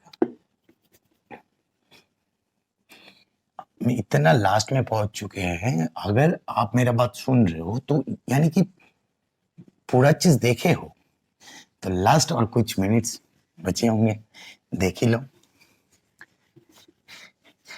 क्योंकि आपको इतना डिटेल्स में मोशन के बारे में कोई नहीं समझाएंगे। हाँ, और क्लास 11 में भी ये काम पे आएगा। चलो, मैंने देखो इसको नहीं मिटाया, बाकी सब चीजों को मिटा दिया। क्यों, ये वेलोसिटी टाइम ग्राफ, अब मेरा वेलोसिटी टाइम ग्राफ से ही बाकी चीज को प्रूव करना है। कैसे, ये क्या था, यूनिफॉर्म का केस था, और यूनिफॉर्म के केस में मैंने क्या लिया था, 5 metre per second, initial velocity 5 metre per second. तो इस वेलोसिटी टाइम ग्राफ के थ्रू ही मैं प्रूव करूंगा रथी महारथी मोशन का मेन न्यूमेरिकल सॉल्व करने का जो formula, v is equal to u plus at is equal to ut plus half at square and 2a is equal to v square minus u square। इससे ही मेरा prove होगा। चलो, तो अब मैं इसको मिटाता हूं, क्योंकि यूनिफॉर्म का केस है, मैं भी यूनिफॉर्म की जगह पे नॉन यूनिफॉर्म ले लूंगा।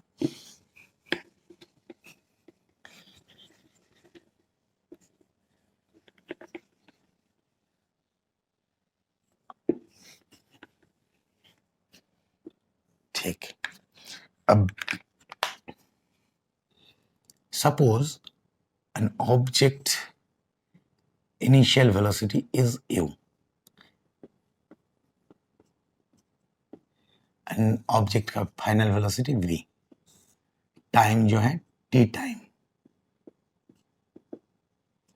displacement equal to s and acceleration a। अभी क्या हो रहा है, मैं ग्राफ प्लॉट कर लेता हूं।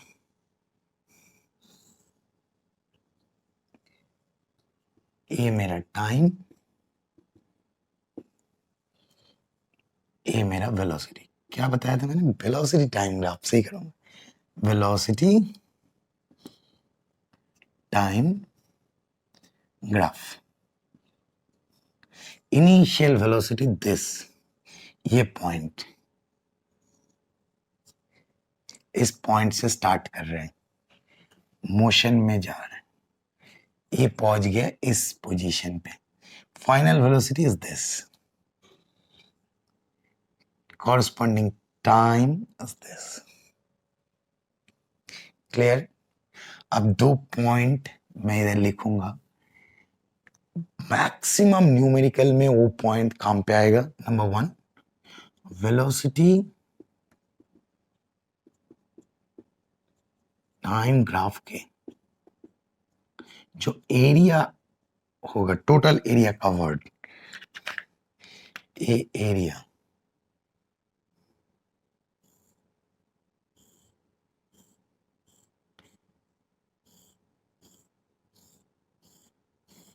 ये एरिया आपको रिप्रेजेंट करेगा डिस्प्लेसमेंट।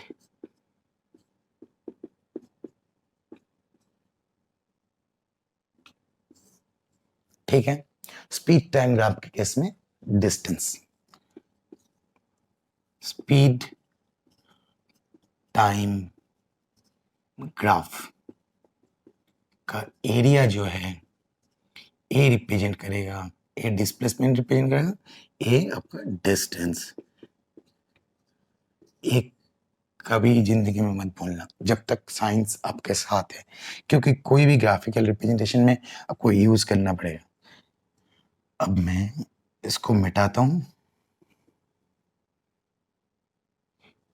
ये कॉन्सेप्ट बाद में छूट जाएगी और आपको न्यूमेरिकल करने के टाइम पे दिक्कत आएगा। मेरा बहुत सारा न्यूमेरिकल का आएगा जिसमें ये यूज होगा। अब देखो ये क्या है, मेरा एक ट्रायंगल बन गया, मैं इसको ओ से डिनोट कर देता हूँ, A P Q R s.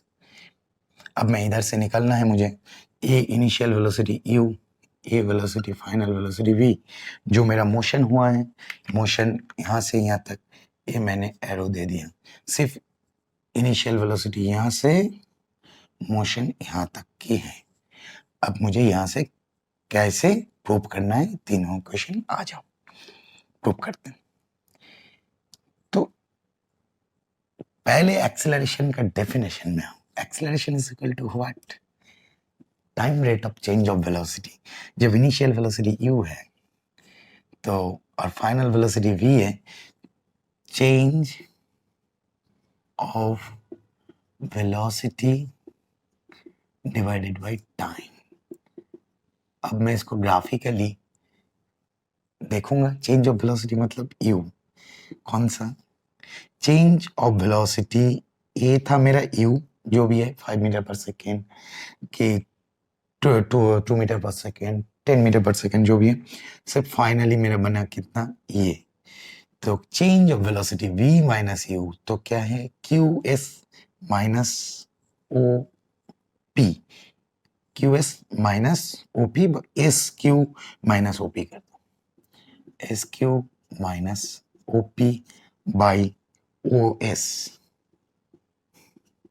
S q is equal to what, मेरा ये क्या आएगा, फाइनल वेलोसिटी, ये अगर 5 है मान लो, ये 10 है, ये 15 है, 20 है, तो 5 था 5 इनिशियल, 20 है फाइनल, तो मेरा final velocity s q is equal to v minus o p, o p is equal to initial velocity u by o s, time axis में जो आ रहे हैं ओ एस, ये क्या है टाइम टी,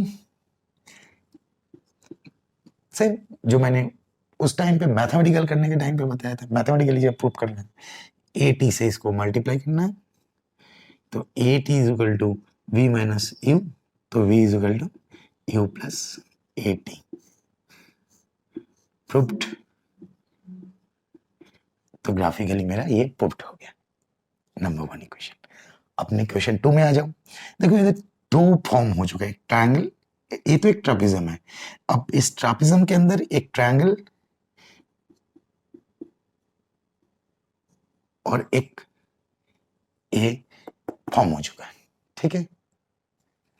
इसको मैंने अच्छा रखता हूं, नहीं तो ट्रायंगल और रेक्टेंगल दोनों तो मुझे मिल चुका है। अब मैं अलग अलग से दोनों का एरिया निकाल लेता हूं। एस इज इक्वल टू, मैंने क्या बताया था, वेलोसिटी टाइम ग्राफ के जो एरिया होता है वो क्या रिप्रेजेंट करता है, डिस्प्लेसमेंट, ठीक है ना। ये पॉइंट देख लो, वेलोसिटी टाइम ग्राफ का एरिया जो है वो डिस्प्लेसमेंट रिप्रेजेंट करता है। तो इस ग्राफ का एरिया कौन सा है, ये है। तो एक मेरा ट्रायंगल है और एक मेरा रेक्टेंगुलर है। तो ट्रायंगल का पहले एरिया ले लेता हूं, area of triangle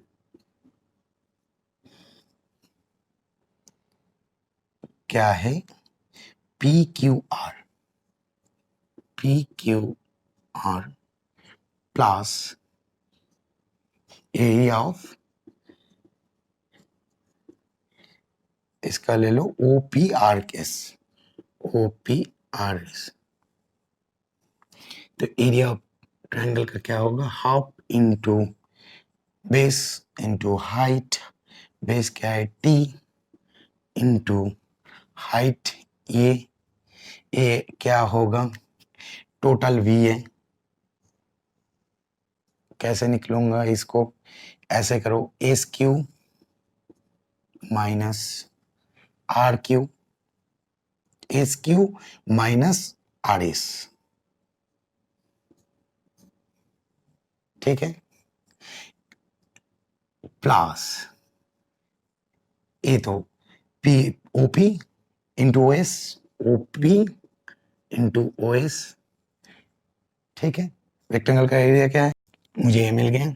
next half into t into s q minus r s, s q क्या है, final velocity v minus u, दिख रहा है ना कि इसको मैंने ब्लैक पेन से लिख देता हूँ, ए है वी, ए है यू, तो v minus u plus o p into o s, O p is equal to u into o s t. तो आपको मिल गया कि यू टी को इधर लेके आ जाओ, u t plus half v minus u, a is equal to क्या था, v minus u by t. तो इस जगह से अगर मैं इसको ऐसे आके वैल्यू पुट कर देता हूँ, कहाँ वैल्यू पुट करना है, v minus u, v minus u is equal to क्या है, 80,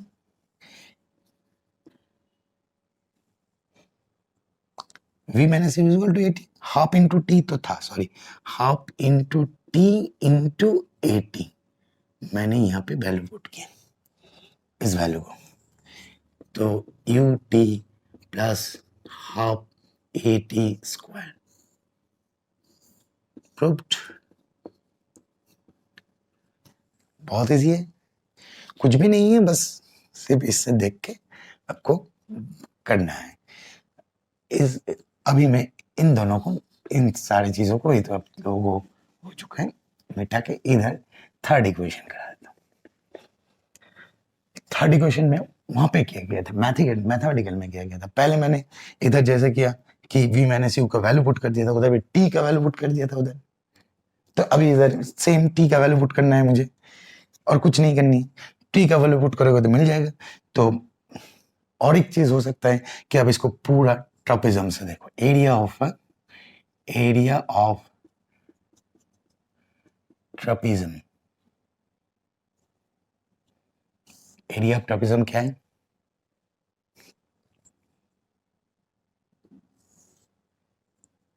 ये दोनों तो पैरेलल हैं, तो ऑब्वियसली जब दो साइड्स पैरेलल होंगे उसको हम ट्रपेजम बोलेंगे। एरिया पर half into sum of two parallel side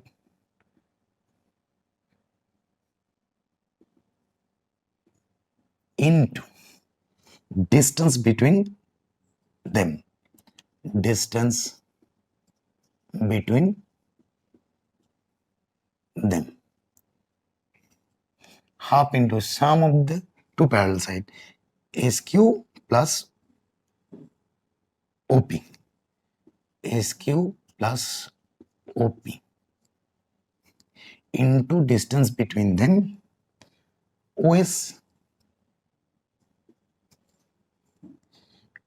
है ना, sum of two parallel sides into distance between them, half SQ plus OP into OS, बस हो गया। हाफ इंटू SQ क्या था, V प्लस U, OP क्या है U, इंटू OS क्या है T। अब T का वैल्यू पुट कर दो, T का वैल्यू क्या है यहां से ही ले लो, इधर आके पुट कर दो, ऐसे नहीं ऐसे कर लेता हूं। T का value half into V plus U and T इधर लेके आओ तो V minus U by a, V minus U by a, ठीक है। तो आ गया क्या, हाफ, जरूरत नहीं है डायरेक्ट लगा देता, 2a, ए क्या था डिस्प्लेसमेंट s, तो 2as is equal to v plus u and v minus u, 2as is equal to v square minus u square, proved. इधर मैंने ट्रापिज्म का एरिया लेके ये मिल गया, इधर मेरा area of triangle and area of rectangle, इन दोनों को कंसिडर किया तो मेरा ये प्रूफ हो गया। ये मेरा एक्सेलरेशन का डेफिनेशन से ये प्रूफ हो गया। मेरे ख्याल से कोई प्रॉब्लम तो नहीं है, होनी भी नहीं चाहिए, और अगर कुछ प्रॉब्लम होगा तो वीडियो को आगे पीछे करके एक दो बार पॉज करके फिर पीछे लाना, देख के समझ में आ जाएगा। थोड़ा लंबा है, पेशेंस लेके देखो। और ये अगर ग्रीन कलर पता नहीं, एस आर एंड ये है क्यू, चलो अब तो दिखाई देगा अच्छे से। जो लास्ट वीडियो का लास्ट तक आएगा, जो सो गए उनका तो बात ही अलग है, सोना तो नहीं चाहिए यार। क्लास 9 में लगेगा, उसके बाद 10 तो छोड़ दो, 10 में बोर्ड में नहीं लगेगा, 11 में लग जाएगा। उसके बाद जॉइंट एंट्रेंस IIT हर एक जगह पे आपको इससे बहुत ज्यादा न्यूमेरिकल आएगा। ग्राफिकली बहुत सारे क्वेश्चन पूछा जाता है, और मैं जो कुछ न्यूमेरिकल का सेट बना के डाल चुका हूँ ऑलरेडी, वो देख लेना। उसमें बहुत सारा इस कॉन्सेप्ट के ऊपर न्यूमेरिकल है। कुछ मैंने एक्सरसाइज का क्वेश्चन आंसर सॉल्व करके डाला हूँ, कुछ आप लोगों को करने के लिए भी दिया हूँ, उसके अंदर भी इसके कॉन्सेप्ट भरे हुए हैं। मेरा मोशन का पूरा अगर आप देखोगे प्लेलिस्ट में जाके, तो कितना कॉन्सेप्ट इससे यूज हुआ है वो समझ में आ जाएगा, न्यूमेरिकल एक्सरसाइज सारी चीज में। चलो लास्ट एनसीईआरटी का और एक टॉपिक था, last topic, last circular motion.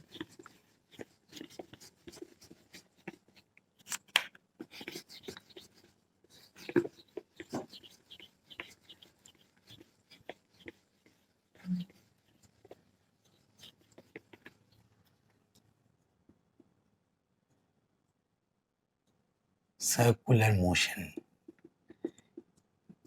देखो ज्यादा कुछ है नहीं सर्कुलर मोशन,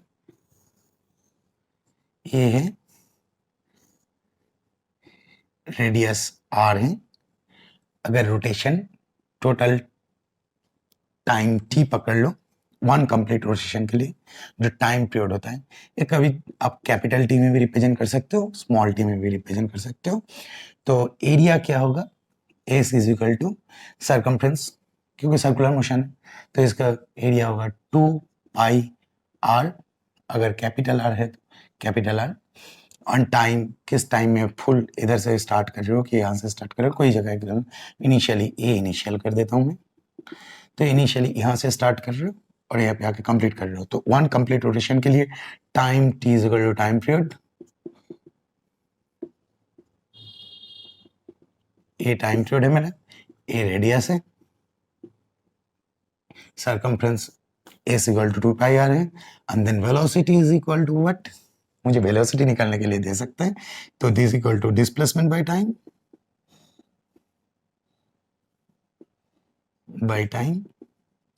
और ये जो मैंने circumference बोला ये एक्चुअली क्या है, एरिया। और मैंने 2 लाइन पहले लिखा था कि एरिया रिप्रेजेंट करता है क्या, डिस्प्लेसमेंट ग्राफ में। तो इसका भी जो एरिया होगा वही डिस्प्लेसमेंट रिप्रेजेंट करेंगे। ग्राफ का जो एरिया था वो डिस्प्लेसमेंट रिप्रेजेंट कर रहा था, और इस सर्कुलर मोशन का भी जो एरिया है, ये एरिया है, ये रिप्रेजेंट कर रहा है मेरा डिस्प्लेसमेंट। ठीक है, तो वेलोसिटी इज इक्वल टू क्या है, 2πr/t, v is equal to 2πr/t। बस और कुछ नहीं जानने की जरूरत नहीं है। सर्कुलर मोशन में यहाँ तक एक एनसीईआरटी के अंदर एग्जांपल दिया हुआ है, कोई एक बच्चा कोई एक पत्थर का टुकड़ा लेके ऐसे करके घुमा रहे, जो मैंने शुरुआत में भी आपको बताया था रोटेशनल मोशन का एग्जांपल देने के टाइम पे। तो उस केस में भी जब घुमा रहे हैं तो ऐसे करके घुमा रहे हैं, टाइम पीरियड टी, ए जो आएगा सरकमफ्रेंस 2πr, तो वेलोसिटी इज इक्वल टू आ जाएगा 2πr/t। सेम है। चलो अब मैं क्या क्या पढ़ा उसका एक समराइज कर लेते हैं कि क्या क्या हमने आज जान गए।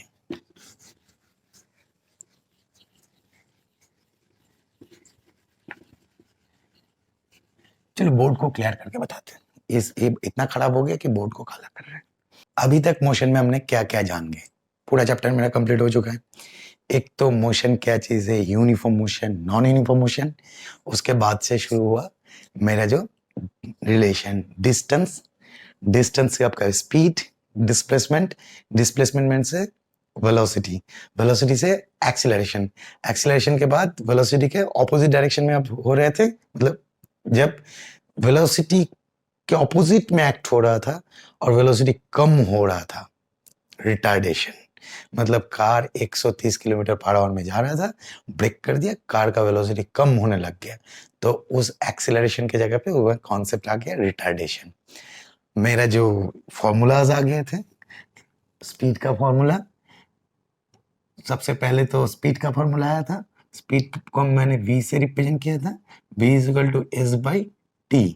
एक केस था स्पीड का, वेलोसिटी का, जब मेरा स्पीड, डिस्टेंस, जब आप छोटा छोटा डिस्टेंस कवर कर रहे थे तब मैंने स्पीड को ऐसे भी निकाला था, s1 plus s2 plus s3 plus dot dot dot by t1 plus t2 plus t3 plus dot dot dot. In the case of velocity,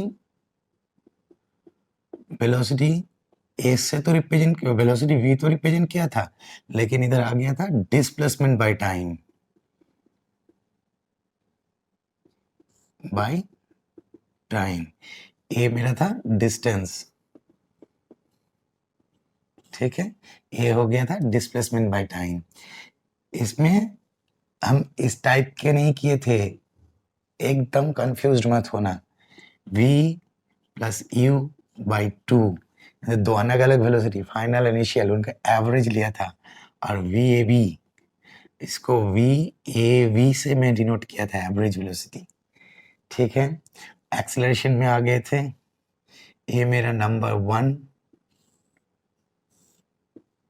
number 2, acceleration में इधर से आ गया था, यहाँ पे सॉरी, यहाँ पे मेरा ए खत्म हो गया था क्योंकि यूनिफॉर्म का केस था भाई, खत्म तो होना ही था, मैंने तो उस टाइम पे बताया था। अब एक्सेलरेशन का केस आ गया था, v minus u by T, time rate of change of velocity. ये फॉर्मूला भी मुझे मिल गया था। इसी फॉर्मूला से हमने 3 फॉर्मूला डिराइव कर लिए थे, v is equal to u plus a t, v is equal to u t plus half a t square. भूलना नहीं है भाई इतना, v 2as is equal to v square minus u square। Mathematically इन तीनों को मैंने प्रूव किया प्लस ग्राफिकली, ये सारी चीज आ गया। और क्या बढ़े हम, टाइम पीरियड जब सर्कुलर मोशन आया तब क्या, velocity is equal to 2πr/t। दो चीज हमने सीखा, क्या क्या सीखा, एक नंबर 1, एक नंबर में आ गया मेरा कि वेलोसिटी टाइम ग्राफ,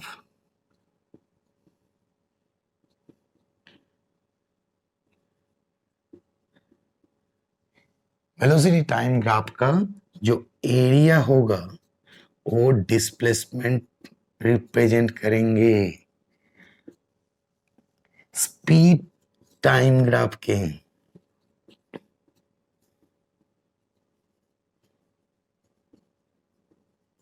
जो एरिया होगा, डिस्टेंस रिप्रेजेंट कर देंगे वो। ये चीज भी सीखा, ये चीज भी सीखा। इसको भी मैं बॉक्स के अंदर डाल रहा हूं, ये भी बहुत इंपॉर्टेंट चीज है। ग्राफ तो हमने सीखे ही थे, इसी के बेस पे हमें सारे न्यूमेरिकल को मोशन से जवाब देना है। और एक चीज एकदम शुरुआत में सीखा था, distance is greater than is equal to displacement. ये भी एक हमने सीखे थे। ठीक है, तो आज मोशन का फुल चैप्टर इधर कंप्लीट हो रहे हैं, फिर मिलते हैं। इसके साथ साथ जो भी न्यूमेरिकल एक्सरसाइज के न्यूमेरिकल एक्स्ट्रा कुछ न्यूमेरिकल सब कुछ आप लोगों को मेरा जो प्लेलिस्ट है उसके अंदर मिल जाएगा, देख लेना, हर एक चीज को सॉल्व करना। अगर यहाँ तक जो वीडियो देख रहे हो, लास्ट तक जो आ गए हो, तो ऑब्वियसली वो न्यूमेरिकल को तो सॉल्व आपको करना ही करना है। अगर एक भी कोई बच्चे आए हो ना, तो वो न्यूमेरिकल को सॉल्व करने ना मजा आ जाएगा। थोड़ा एडवांस लेवल की न्यूमेरिकल है जो प्लेलिस्ट में आपको मिलेगा, वो कर लेना। और जो मैं क्वेश्चन आंसर उधर डाल के रखा हूँ वो भी एक बार देख लेना, बहुत बढ़िया है। आपको कुछ टाइम लगेगा, 10-15 दिन लग सकता है कि 20 दिन लग सकता है टोटल मोशन कंप्लीट करने में, बट एक स्ट्रॉन्ग बेस बन जाएगा। और आगे भी मेरा जो भी चैप्टर आएगा इसी टाइप से ही एक फुल चैप्टर न्यूमेरिकल और उसके साथ साथ क्वेश्चन आंसर सब कुछ आएगा। चलो आज के लिए यहाँ तक, बाय बाय।